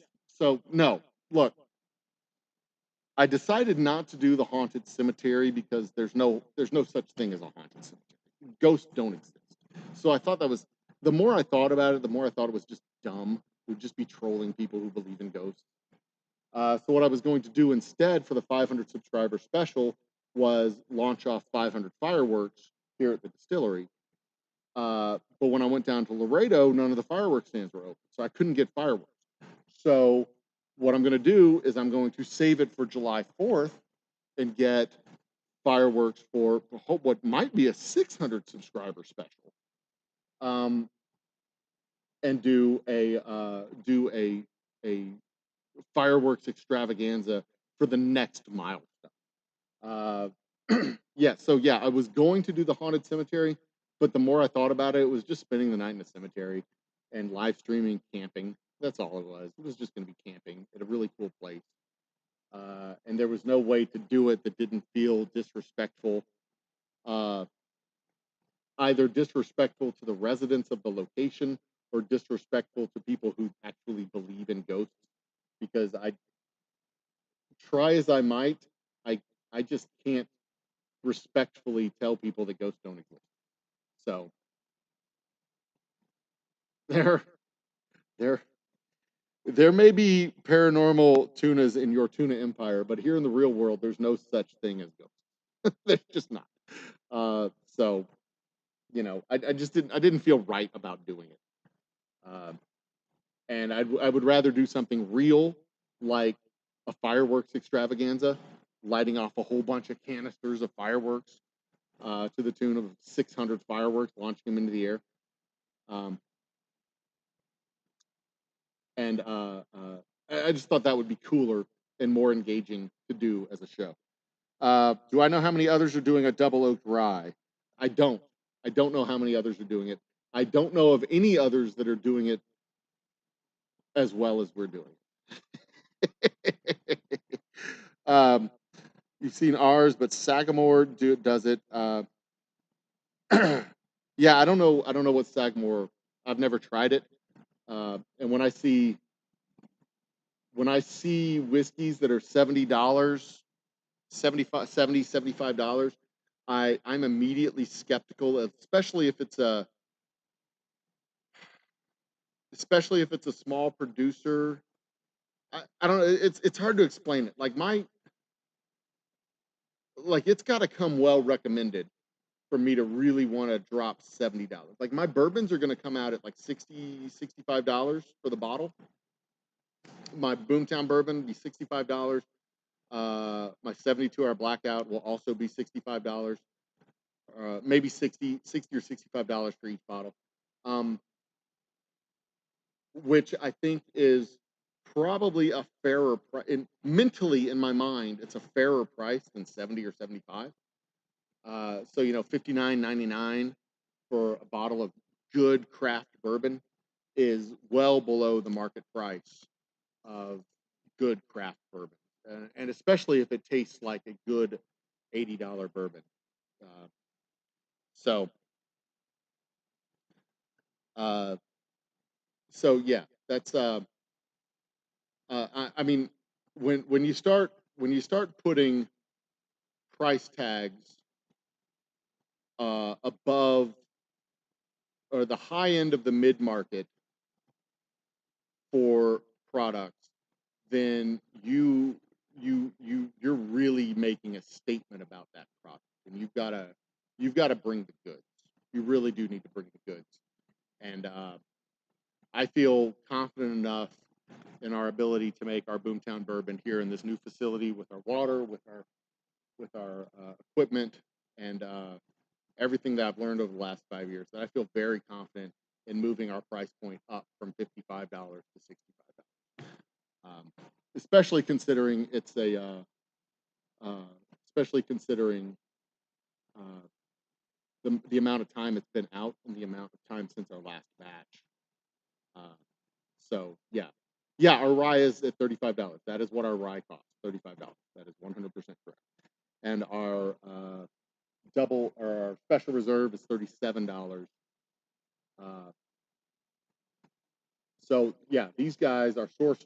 The stuff that we use our sourced product with, they're in the upper, they're the lower end of the mid, upper end of the low price range. You know, where you're the upper end of the low tier is in your $30 price range, and the lower end of your mid tier is in the $30 to $35 price range. Our straight whiskey at Specs is $25. We sell it for $28 here. Uh, so that's at the upper end of the low tier, and then the special reserve and rye, they're in the $30. And everything's in the $30 price range, which is the intention. It's the goal, to have everything be right there in that mid-price introductory whiskey price.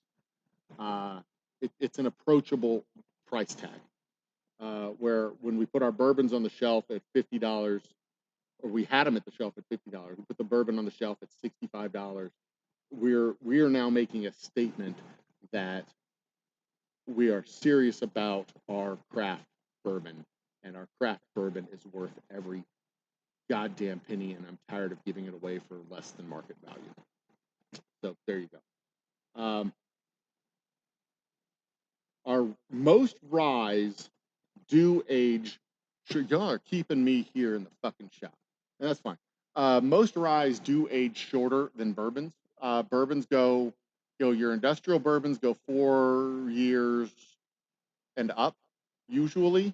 Ryes, your industrial ryes will go 2.5 years, 2.5 to 4 years. With our double oaking process, it's the equivalent of 7 or 8 years. And the reason why ryes can get away with a shorter aging period is because they have that strong, robust flavor that you get from the rye grains. So the people who like their ryes tasting heavily like rye, like their ryes to be very, in the same way that people like IPAs. They like their IPAs to be very hoppy and very strong. They like their ryes to be very rye-y and very strong. For my personal palate, I like that flavor of the rye, but I needed it to be balanced out with more oak. So that's why we do the double oaking process, to give it the equivalent of 7 or 8 years, so that it's a more balanced yet still robust rye. That's the goal. That's the intention. Uh, oh, you're fine. Don't. If I needed to go, I'd go. I'd turn it off. I'd abruptly cut it down.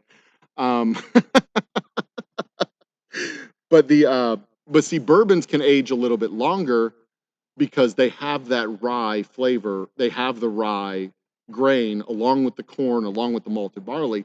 So they'll age the bourbon a little bit longer to try to give it a little bit more flavor from the barrel itself.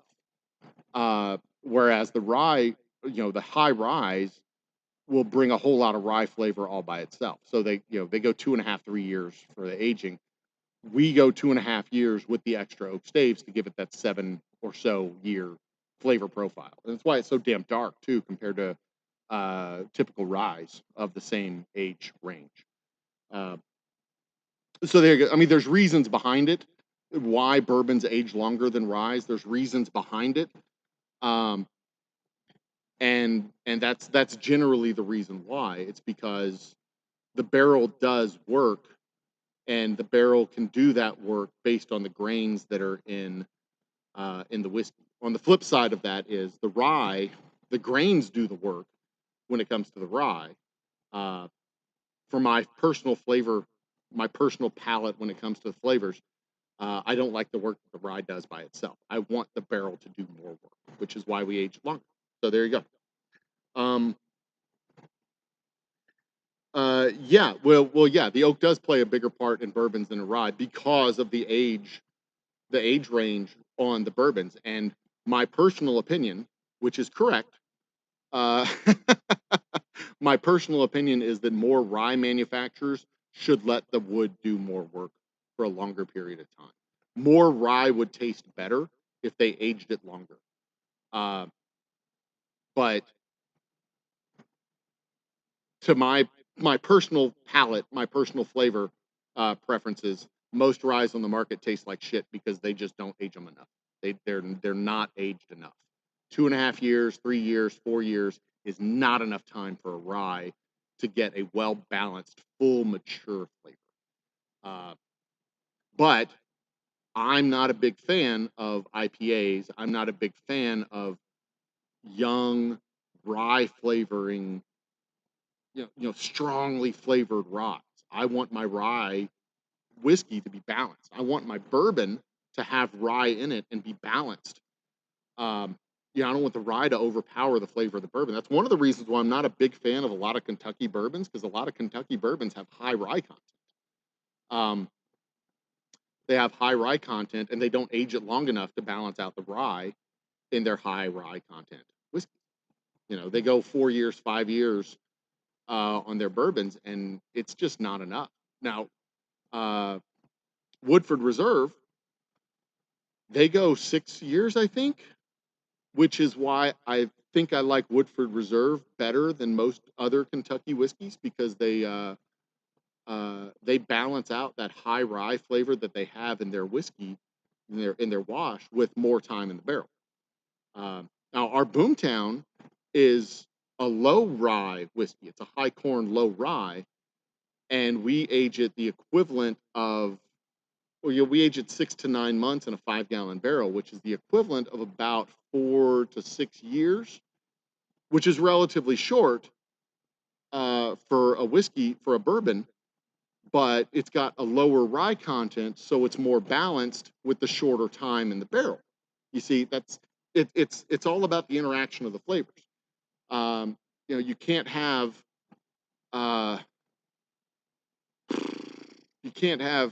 heavy garlic and then heavy seasoning salt at the same time. You've got to choose one. You've got to choose one to balance against the other. You can have heavy garlic and thick bread, but you can't have heavy garlic and heavy seasoning salt. It doesn't go together very well. They're both very strong flavors. And in the case of bourbon, you need to balance out one strong flavor with another counterbalancing strong flavor. Otherwise, you just get too much of one and not enough of the other. But that's my personal philosophy. That's my personal preferences. And when I'm making whiskey, I make whiskey to my personal preferences. And I figure if I like it, there's enough other people out there that also like it, especially if it's something that doesn't taste like anything else they've ever had.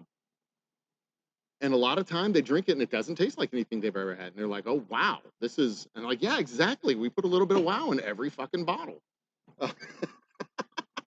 That's the goal. Put a little wow in every bottle. You should. I don't think you should ever have to fight your way to the bottom of a glass. I don't think you should ever have to fight your way to the bottom of a bottle. I think you should. It's a recreational drug. It's not work. My work is filling the bottle. Your work is whatever you do during the day. You should not have to work on my whiskey. I work on my whiskey. You should be able to relax and drink my whiskey because I put in the work to make sure this whiskey tastes good. That's the interaction. That's how it should work. You should be able to kick your boots up onto the picnic table, up onto the picnic bench, up onto the lip of the fire pit out in the backyard, and just relax at the end of a good long day. That's my goal, is that you can kick your feet back and relax at the end of the day with a bottle of our whiskey. No glass required. Just drop a straw in there. You'll be fine. So there you go. I kind of feel like I'm talking to myself right now. And it's time to wrap this up. And we're going to wrap this up, guys. We'll be back tonight in about, 3 o'clock. We'll be back in about 6 hours with trivia. Lisa will be joining me with another Unhinged Chronicles. We will be doing our pub trivia night and having a really, really good time. Boozy Bucks are on the line. You can use the Boozy Bucks and trade them in for our whiskey giveaway on the 1st. You just got to let me know sometime between now and the end of the month that you want to trade in your Boozy Bucks for slots on the wheel, and we will do that. In the meantime, see you tonight. We'll be awesome. You be awesome. Think with your whole brain. Love with your whole heart. Drink good whiskey and be kind to others. We'll see you tonight for trivia. We'll see you tomorrow night for live music. Cheers and good night.